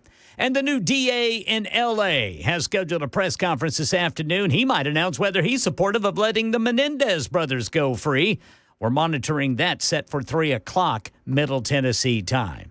Elsewhere in L.A., Chief Kristen Crowley is out of a job, and in a stinging announcement, Mayor Karen Bass claiming Crowley sent home 1,000 firefighters a day the Palisades fire broke out when they could have been on duty, and that she refused to do an after-action report on the wildfire. Crowley has been at odds with Mayor Bass. Crowley was critical of Bass for budget cuts that Crowley said it hurt the department, and Bass was criticized for being out of the country when the fires broke out. Bass claimed the chief did not warn her of the high fire danger. Crackdown on fake weight loss drugs. The FDA says some pharmaceutical companies will no longer be allowed to create their own versions of weight loss drugs now that the shortage of a key ingredient is over. Here's Brian Clark. The FDA first announced a semaglutide shortage in 2022 when weight loss drugs like Ozempic and Wegovy exploded in popularity. The FDA allowed companies to alter ingredients, a process known as compounding.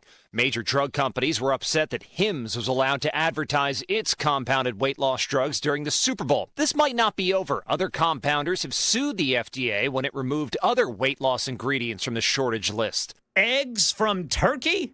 Rhiannon Alley on the new effort to help ease the shortage of eggs as the bird flu drives up prices. Turkey has agreed to send 15,000 tons of eggs to the U.S. The first shipments are expected by the end of this month.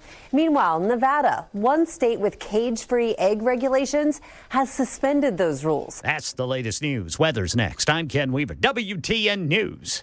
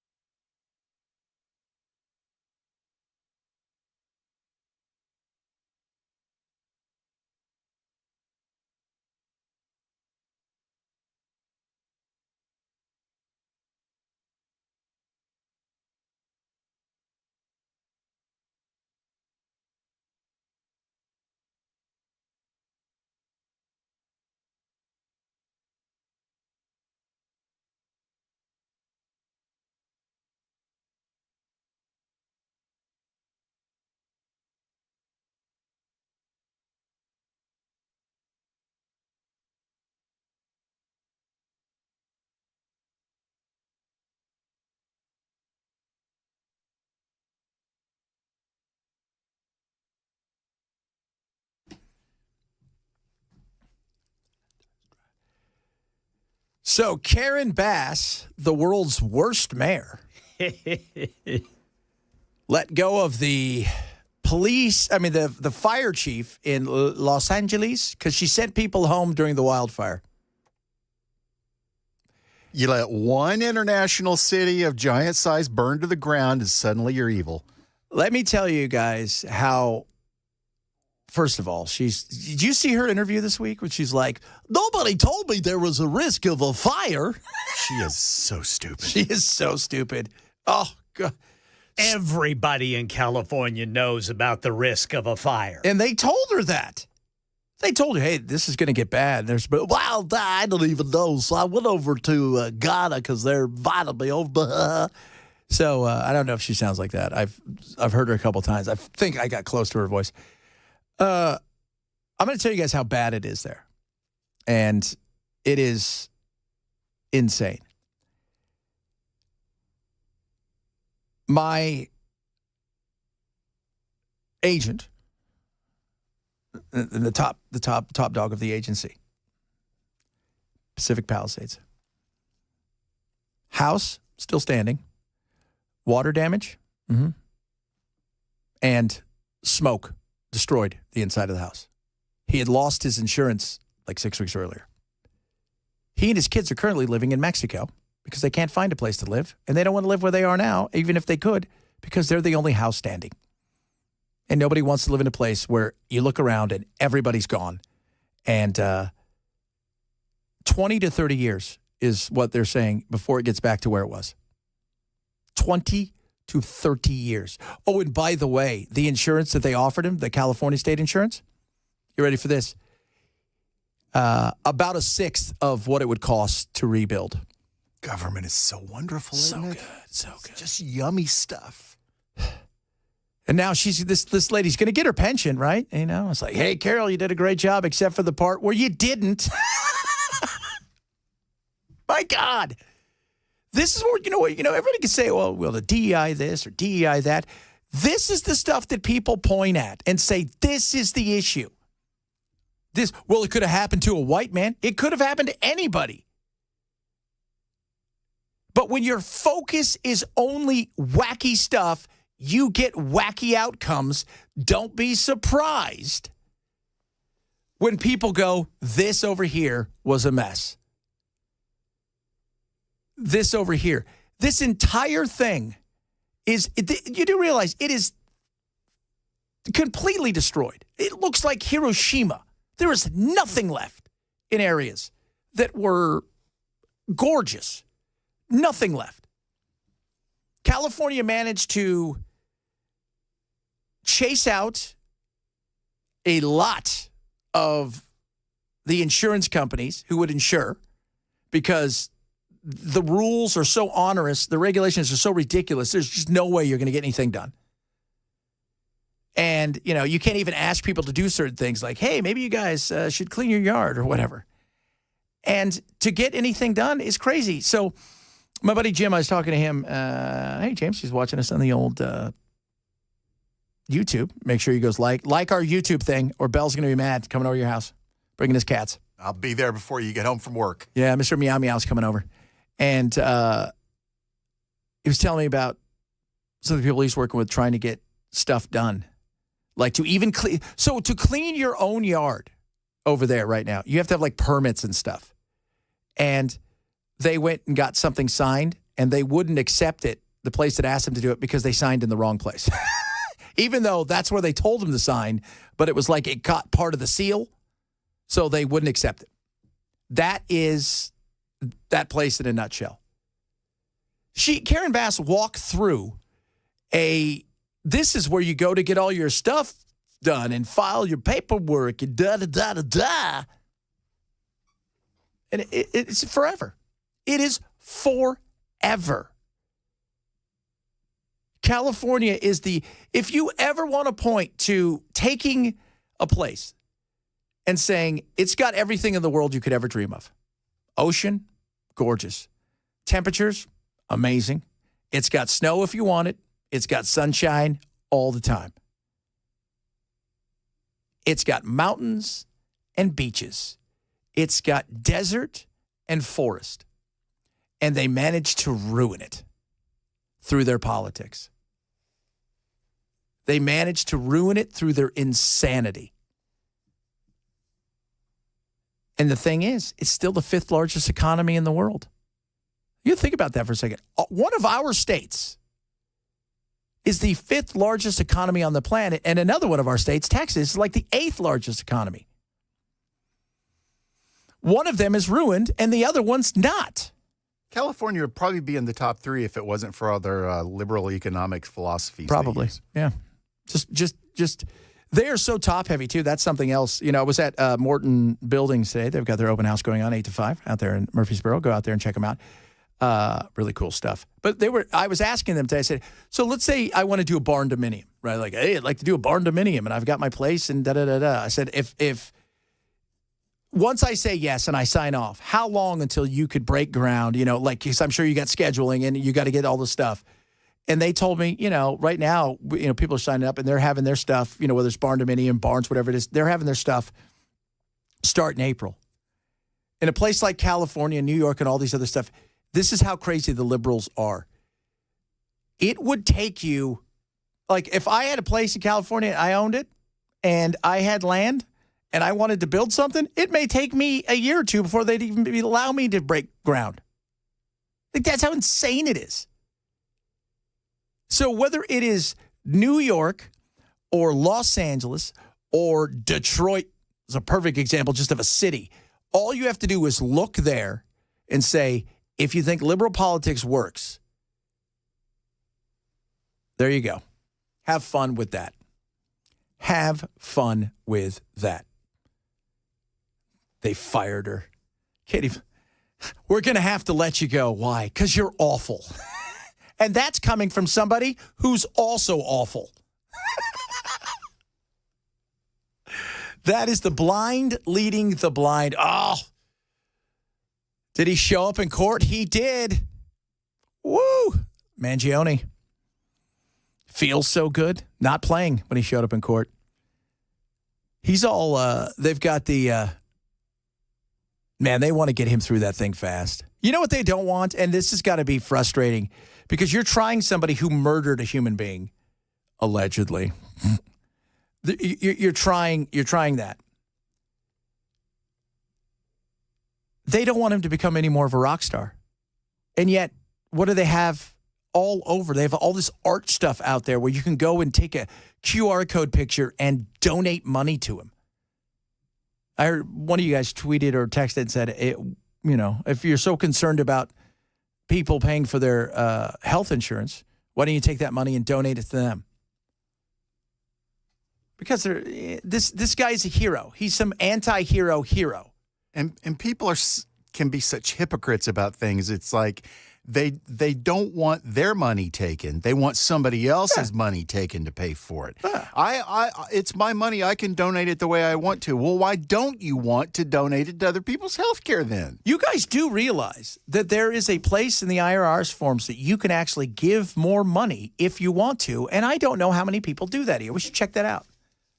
It's like Phil used to say, how many of these liberals that are screaming about taxes not being high enough itemize their taxes? Yeah. Yeah, nobody just goes, no, take the max. Yeah. Why are you itemizing if it's so important that we pay our fair share? Yeah, why do you even have a tax person? You should just be able to go fill it out and say, I want you to take the max because I want to feel.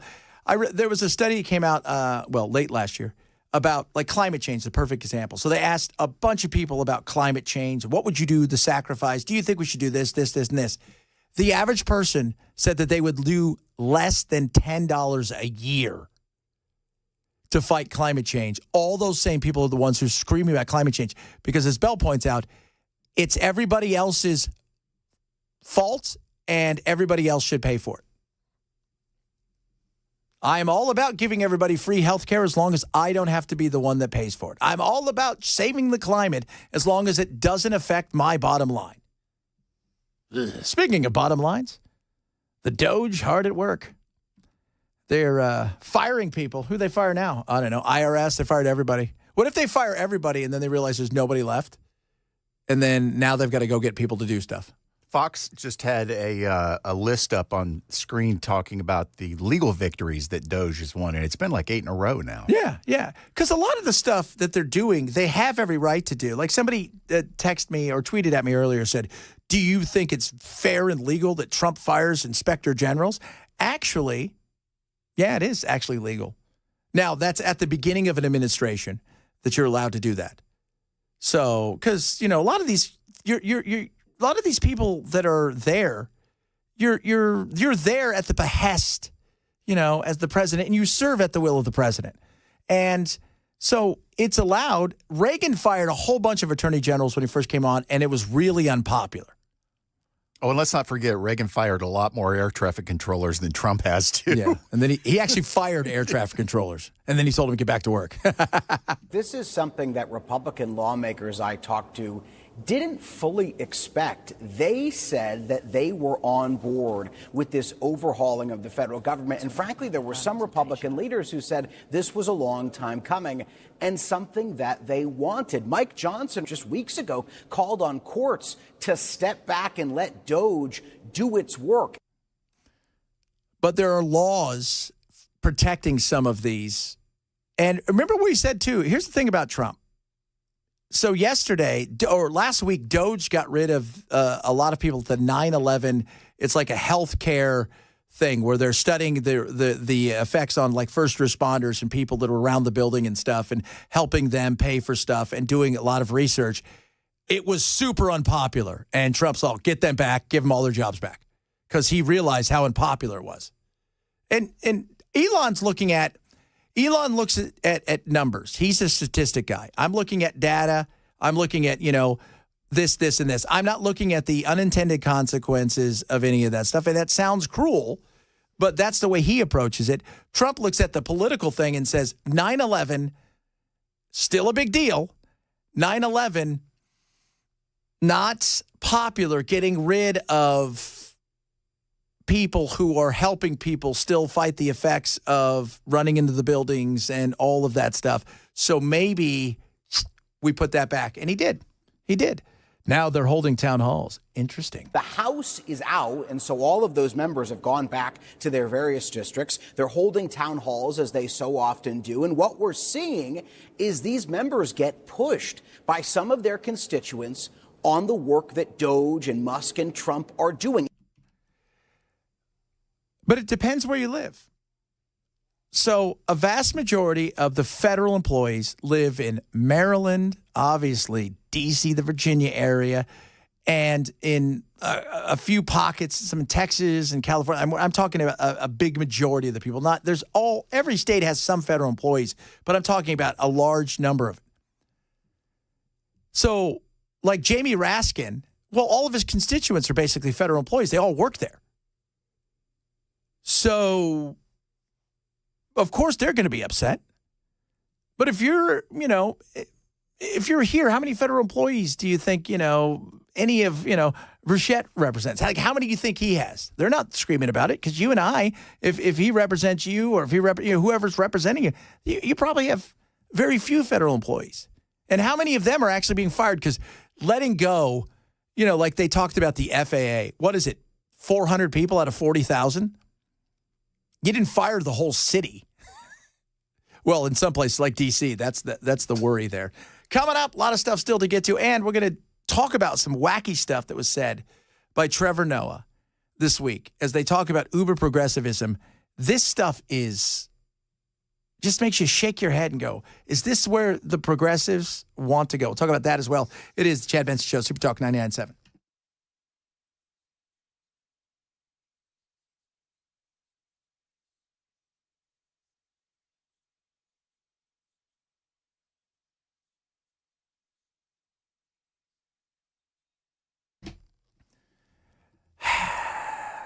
My friend in there, Bell, will attest to that. For lunch today, I had an Uncrustable. Peanut butter and jelly. Yep. I didn't get my fruits and vegetables the way I needed to, the way most people do, by eating fruits and vegetables. But you know what I do? Field of greens. So imagine one glass every day, scoop right in there, drink it up, tastes great, and all of a sudden you're getting your 5 servings of fruits and vegetables. That's what Fields of Greens is all about. And it's put together by nutritionists, doctors, scientists. It's all about getting the right kind as well. Stuff that's going to help you, especially for us men. Heart health, lung and kidney function, metabolism, even healthy weight management. Gives me tons of energy, which I need. And here's the other thing. They believe in their product so much that they guarantee that when you go see your doctor, you'll have a better health promise, which means if your health isn't improved and your doctor doesn't notice, they'll give you all your money back, period. Try it now. Get the fruits and vegetables, guys. Come on. We know. Some of you are probably like, Uncrustable, that sounds good. Solid move, Chad. Yeah, but I should probably eat some healthier stuff. Go right now. 20% off at Field of Greens. Go to fieldofgreens.com. Use code Benson to get 20% off. Fieldofgreens.com, code Benson.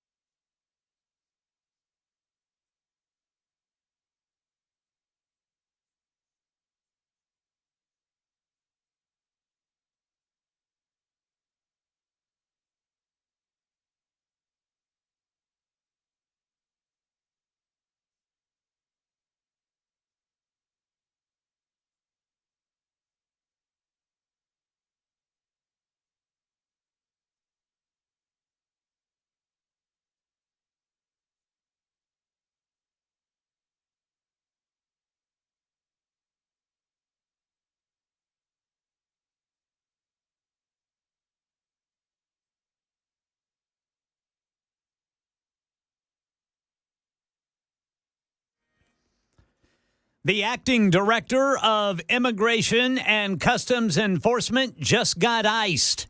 I'll tell you why at 2:30 on Super Talk 99.7 WTN. Gone. I guess when you tell everybody that stuff's happening and then you tell the LA Times there's going to be a raid, it's probably not good for your job. Did they know it was that guy or gal? I don't even know who it is. It is, his name is Caleb Viteo. Name is underblown. I wonder if they're going to go after him. They're saying he's been reassigned. Of course. Well, see, there's perfect example. If he was really that bad, they would have fired him. Yeah. But you can't. You can't fire people anymore in government. So they probably have to go through all kinds of, what is that thing they used to give you, a PIP? Performance enhancement, something or other? Something like that. Yeah. Called on the carpet. Yeah. I'm going to have a serious thing here, with HR's in there with you. And they're like, we're going to do this. And what they're basically all they're doing is like, we need to document everything we're going to do to make your life miserable. So when you quit, you can't come after us. Yeah. Performance enhancement plan or whatever they're calling it. Everything's got a name. Just tell me you're writing me up because I didn't do something you like. No, we really want you to keep your job. I'm sure you do. Oh, my goodness. Because I know the LA Times had a big article the other day about, like, the coming ICE rates. And I'm like, yeah, that's Who does that? That's not good. Would you do that for anything else? If you found out today that tomorrow night there's going to be a huge drug bust, would you go and print it? No. Only this weird political thing in theater do they do, where they would do something like, we're actively working against. This is one of those things where our people are so ridiculous. They would thought, you know what, we shouldn't attack the Germans. This is very good. D-Day's tomorrow. Let's tell everybody that D-Day's coming so we give them a warning. That's the kind of insanity that you're dealing with. I can't. How did we get here? It's just like with AOC the other night. And okay, I get that you're trying to talk to the NGOs and you want to give people what their rights are, this, that, and the other. But you're actively working against people. Like, you guys are upset that these people over here are losing their jobs when a lot of people are going, do we really need 43 people to file paperwork in here? And you're upset about that. Yet you're doing everything in the world to tell federal employees, ICE, who are out there trying to protect us and take actual bad people off the streets. You're making their job more difficult. And somehow you should be championed for that. I don't get how that happens. But these are the same people that wanted to defund the police. Let's defund the police. So you want them to lose their jobs? You're fine with that? Of course you are. Of course you are. Speaking of wackiness, Delta wants to remind everybody, well, they love to fly and it shows, or whatever their thing is. It wasn't DEI that brought down that plane and crashed it. After the Delta Airlines regional jet operated by Endeavor Air flipped and caught fire on the runway, social media has lit up with what Delta Airlines says is misinformation, and now it's believed as fact by some. Delta Airlines says, contrary to some claims, the first officer was not brand new. She was hired over a year ago and had been flying since she finished training last April, and the claims she failed training events are false. The captain was hired in 2007, had worked training pilots, and claims that he too had failed training events are also false. You know how you put this to bed? Come out and just be transparent about it. That's it. Come out, be transparent about what's going on, and that kills a lot of controversy.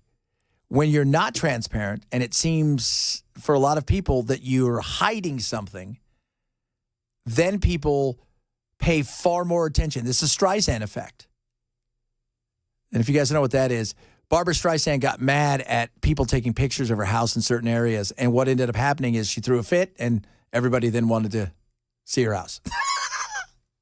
You just did that. You come out and you go, look, this pilot, she was a good pilot. This guy is a training. This was an incident. We don't even know exactly what happened. And you come out and you're open and you'd be surprised how much the noise goes away. But when you hide it, the noise becomes a roar. Coming up, Trevor Noah says something insane. We will talk about it because in a time when the progressives want to be progressive, this is the kind of stuff that ensures that they're going to continue to lose over and over again at the ballot box. Talk about that, bunch of other stuff. Chad Benson Show, Super Talk 99.7.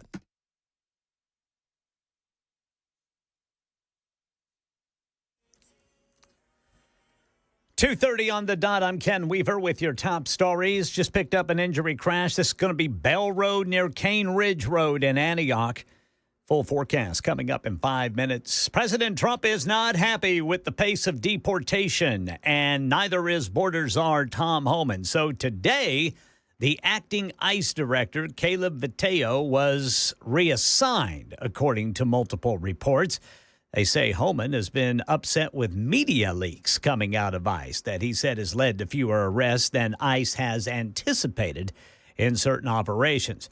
One of the more well-known January 6thers, pardoned by President Trump, has been arrested at the nation's capital again. The Hill, reporting former national chairman of the Proud Boys, Enrique Tarrio, was holding a news conference and then afterward got into a fight with a counter-protester.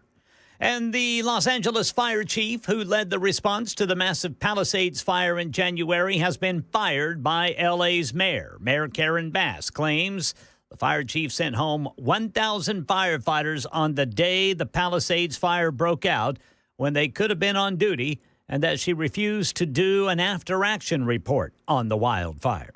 Sales of previously owned homes falling last month. Here's Sherry Preston with more. Mortgage rates have been hovering around 7% this year, more than double the record low of 2.65% a little over 4 years ago. That, plus the rising price of existing homes on the market, is keeping many would-be buyers at home. The national median sales price of an existing home up nearly 5% in January from a year earlier to just under $397,000.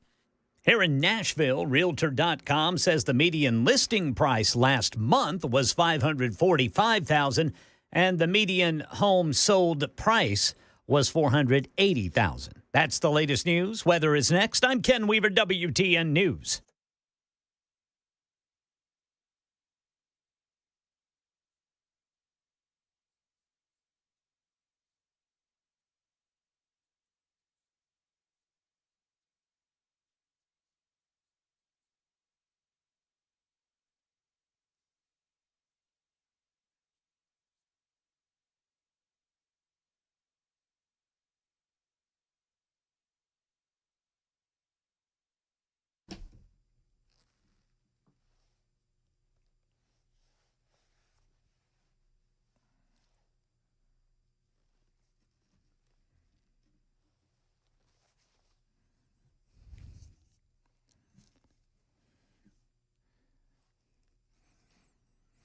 Ooh, cooling, warming, cooling. We just had a freeze. And you know what can happen to your pipes? Oh, my God. There could be a burst. There could be water everywhere. You don't want that. USS is what you need. United Structural Systems. Let me tell you about them right now. Snow, it melts. What happens? Ooh. You haven't checked your foundation. You've got some maybe standing water. The pipes could have burst. Oh, if water's there and you can't see it, things could be happening. And the problem goes from tiny to big. Mold, wood rot. You may even need a structural repair. USS is there to help. 30 years of experience in basement and crawl space waterproofing, basement water stabilization, foundation repair, you name it, they can do it. Call USS, get a free inspection. They're going to come out. They're not going to sell you anything unnecessary, but it's peace of mind that you want just in case something goes bad. Well, their USS is there to help. They're simply there for that, and they guarantee the best. Call them today. Don't let something that could happen become something that shouldn't have happened. 615-488-7855, 615-488-7855, or check out United Structural Systems at USSTN.com.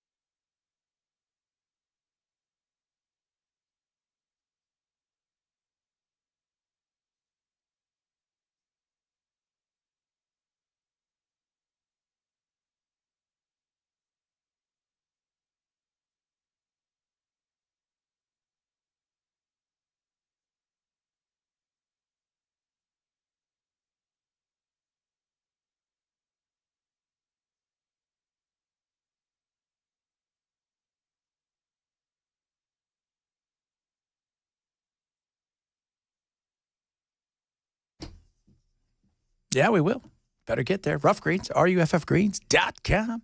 Go there now, get a free Jumpstart trial bag of Rough Greens. Now, what is Rough Greens? It is a powder supplement put on top of your dog's food. 1 scoop a day. They're doing a 90-day challenge for you right now. It is amazing what this can do for your dog. So the first 30 days, you're like, hey, coat looking good, shinier, right? A little bit more energy.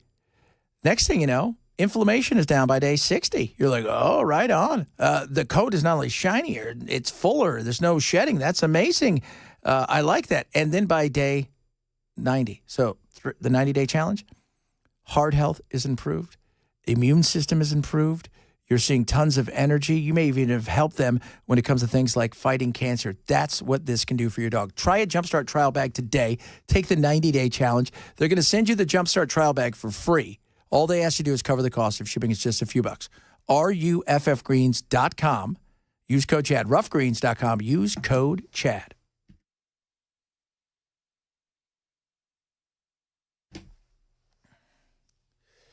By the way, we're going to be out there for the big speech, the triumphant return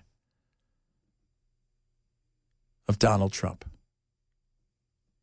Get your tickets now. You can go onto the website, right? If you're on YouTube, you can also, don't they have a QR code there you can scan as well?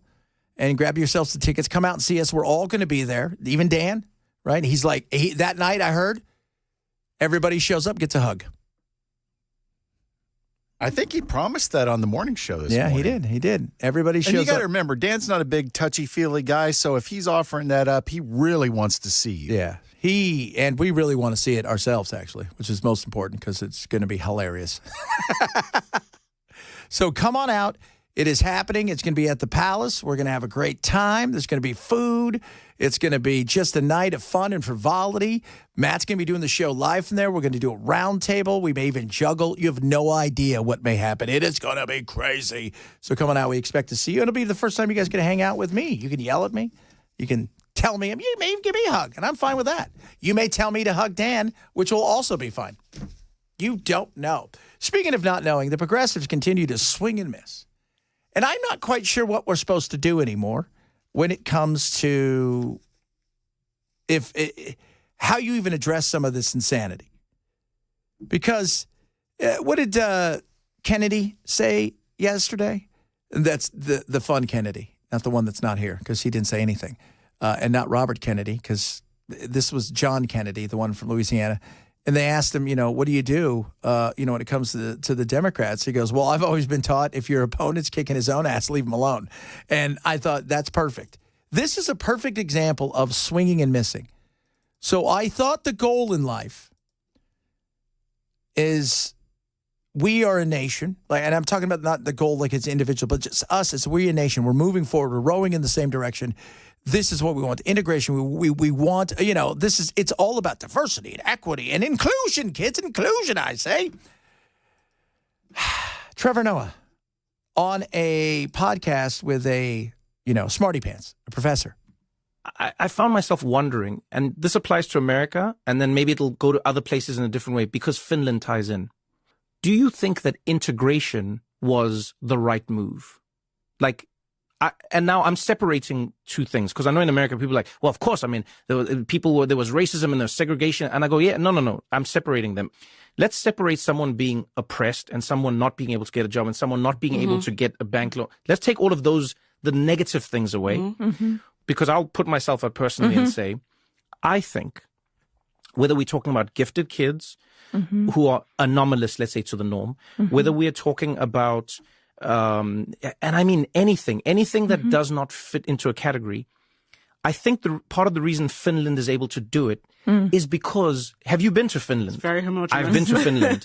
You know who's in Finland? Finnish people. That's it. That's it. Yes, that's who's in Finland. And it is very homogenous. And it is a nation of people who are Finns. And the Finns and the Danish and the Dutch and the Swedes and the Norwegians, they are moving forward as those people. You were Dutch first. You were Danish first. You were those things. The more diverse we've become, the less of a country. Diversity is not our strength. It's not. It's a weakness. And it has nothing to do with the color of the skin, who you worship, who you love, none of that stuff. It has all to do is we've decided diversity is all of the things that you want to be is more important than being an American. And I'm talking about as a whole. I'm not talking about as an individual. I'm talking about as a group. And when I think diversity, I think, I've got gay friends, I got black friends, I got white friends, whatever. It's just you're people. I see you as an American. I see you as a human being. I don't care what color skin you're at. It means anything to me. Are we going in the same direction? Do we have commonality? I could take chains, right? Like a link of chains. You can make a link of chains out of anything. So let's just say for the sake of argument, I'm going to do a link of chains, and I'm going to do paper, maybe a metal, one or two different kinds of metal. I'm going to do some plastic. I'm going to do, a couple, like a wood one, all that stuff. Now pull it. What's it going to do? It's going to come apart. But it's diverse. Look at everything. It's diverse. Yeah, but there's no commonality at all. Now I'm going to do a chain of everything's going to be made of the same at its core. There's going to be big ones. There's going to be little ones. There's going to be black ones. There's going to be brass-looking ones. There's going to be, gold-platey kind of looking ones. There's going to be aluminum, looking ones, and all of this stuff. But it's all at the core. It's all going to be that steel. That's our commonality. Now you pull that. That doesn't come apart. But they're all different colors on the outside. They're all different looks. They're all different. But we have one commonality, and that commonality is we are all going in the same direction. We've told people that have come here, we've told people that live here, we've told people that we've indoctrinated in colleges here, you can be who you want to be. You can hate America. You can find no commonality with your fellow Americans whatsoever and hate all the things that they stand for, and they can hate you, and that is the most ridiculous thing. It is. I mean, we heard from Jasmine Crockett earlier who said, well, I'm kind of rooting for Mexico and I'm kind of rooting for Canada over America right now. That's insane. And the commonality of what it is that we want, we all want to be financially in an okay place. We want our kids to grow up and be safe and have opportunities to go to school and do stuff. There are certain things we all want. We've decided those things don't matter. We've decided, hey, who you love is more important. What you identify as is more important. What kind of victim you are is more important. Who you worship is more important than the commonality of us as a country. And that is never going to make you successful. Like I say, if you all start rowing in different directions, find out where the ship goes. And because they're all Finnish, there's an idea of no, we all head in the same direction. Mm-hmm. We all know what our actions mean. And that's a really powerful thing I've learned in communicating with other people. Mm-hmm. When I'm in a room with anyone where we start to tie together multiple things. So if I'm in a room with black people, already there's an implicit trust because we know what certain actions, words, and vibes mean. And then you're in a room with another African. Already. Now, even if you shout at me, I know what your shout means. The same way an Italian knows what an Italian shout means. Yeah. Right? I know I'm prefacing it with a lot because it's a loaded question. Yes. But I would love to know if you think integration was the right solution, maybe. So, this is the black professors. Now, in saying all of this, because there's commonality there. When I used to travel all over the place, and a lot of times I'd be in countries where I didn't speak the language because I might only be there for 6 or 8 weeks playing soccer, this, that, and the other, and you're a young kid, you get kind of lonely. But I tell you what, man, you see those McDonald's, you see those arches, and you go in there, and you look over and you see somebody and they're wearing a Yankee hat and you're like, you like the Yankees? Because sometimes people are like, what? They're like, dude, I love the Yankees from New York. We've got commonality. He's an American. I'm an American. We're talking baseball. None of it matters that he may be a Democrat or Republican or this, that, and the other. There's something there. There's a commonality. That's the thing that binds us It didn't matter that if he was black or white or purple. There was that. And so he's right about the fact that they're all rowing in a direction to the right. They're all going in the same direction. But we've decided through the progressives that all of those things don't matter, that the basis of what America is, about our freedoms and all of that stuff, none of that stuff matters anymore. What matters is the individual over everything when it comes to, and I'm talking about the greater. I'm not talking about you as an individual. Everybody should be individual. But we've gotten to the point now where, well, if you're a Democrat, you don't have to like Republicans. You shouldn't be nice to your Republicans friends, and I'm not going to talk to them. And if you feel that way about Democrats, that's insane. It is. Last week that Doug, our buddy Doug did his winter party. And he said, it's great thing is about bringing a bunch of people together. There was no politics talk there. They had a great time of neighbors being neighbors and celebrating their winter together and, getting through the winter and having fun in Pennsylvania. That was important. Now you've got people going, hey, you know what we should do? Maybe we should go back to segregation because black people like black people and white people should only like white people, but we should all come together with DEI. But that isn't a smart thing.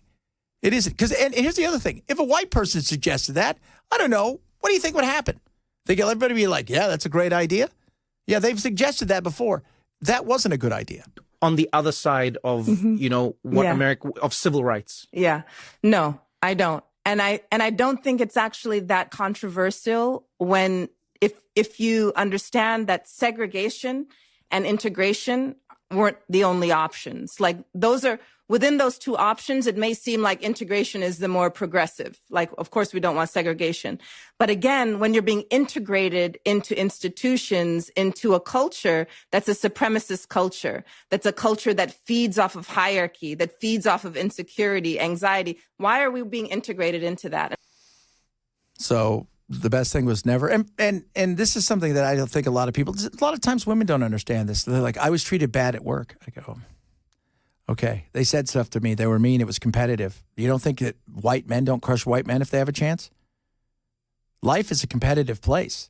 And yeah, we shouldn't want to say that things like that can happen. And I think one of the biggest, maybe the biggest mistake after slavery ended is rather than integrate in a way where we were like, we need to make sure that people are going to be part of our country and part of what it is that we are.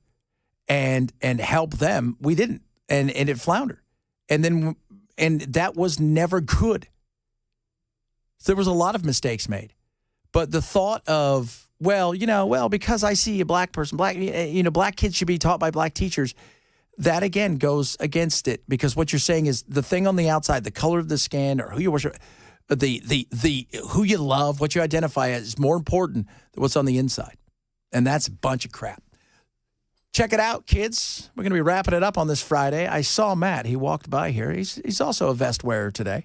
We're going to talk to him about what's coming up on the show. And remember, go get your tickets now for our big party. It's happening on, is it March 6th, right? 4th or 6th? March 4th. 4th. March 4th. That's how much Nashville Palace. I'm exhausted at the Palace, and I can't wait. You guys got to come out. And again, it's Hug Dan night.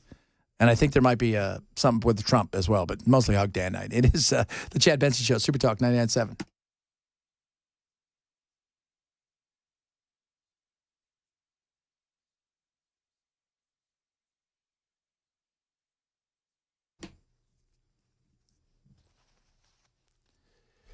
Get your retirement ready toolkit now with our friends over at Beacon.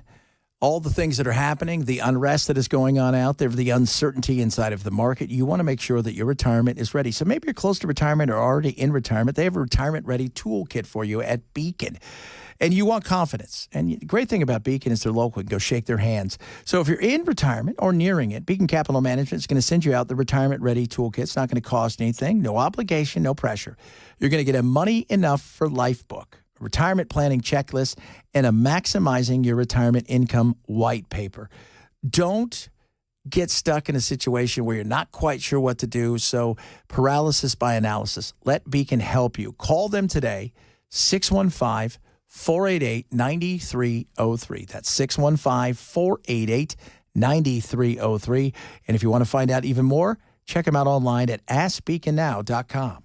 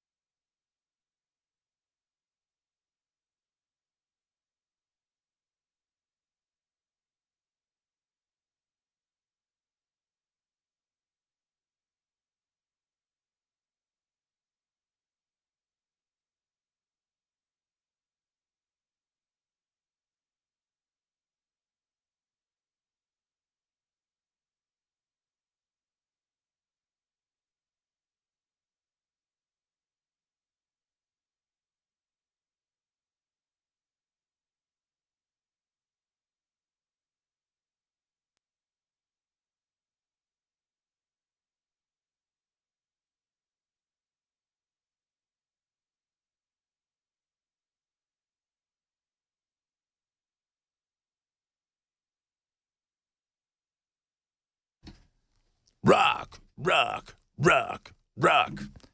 He is Matt Murphy, ladies and gentlemen, in the house. Are you ready? Hello, Chadley. You ready for the weekend? Chadley.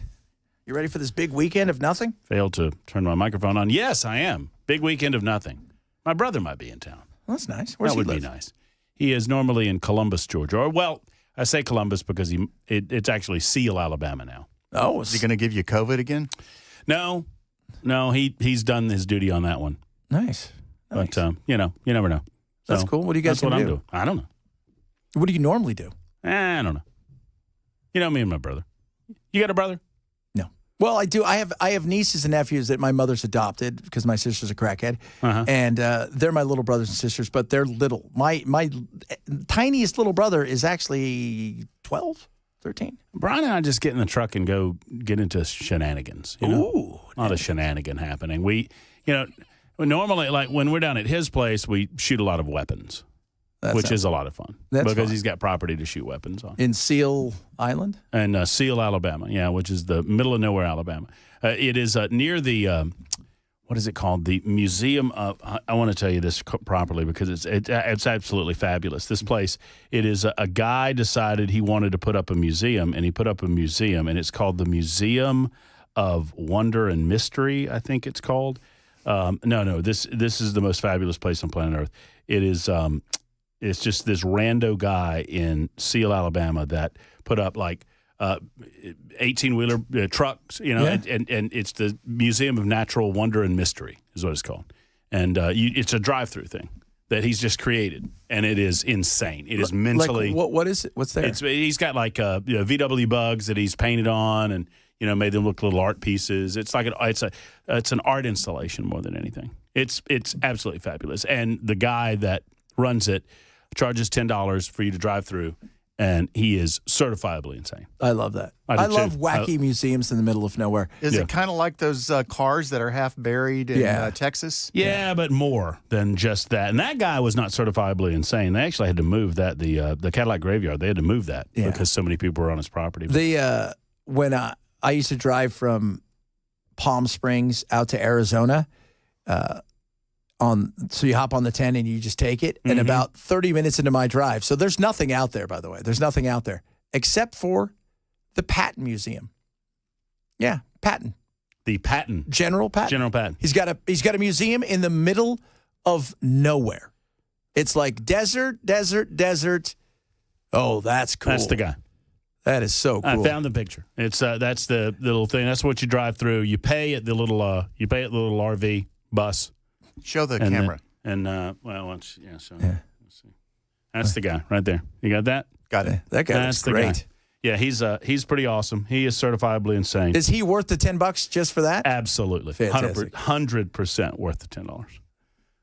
But I would recommend you go armed. I would just in case he snaps. It's going to happen at some point. You feel like I just don't want to be on property when it happens. That's that's awesome. I just love weird museums out in the middle of nowhere. You're like, what's this? It's the world's biggest ball of twine in Minnesota. Yeah. Weird Al Yankovic. Yeah. I absolutely adore stuff like that. That's what makes America America. Absolutely. Like you go to Europe, they're like, they got real museums.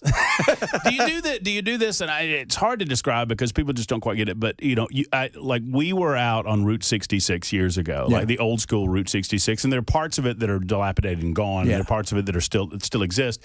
But on those parts that still exist, everything is just degraded and it's falling apart.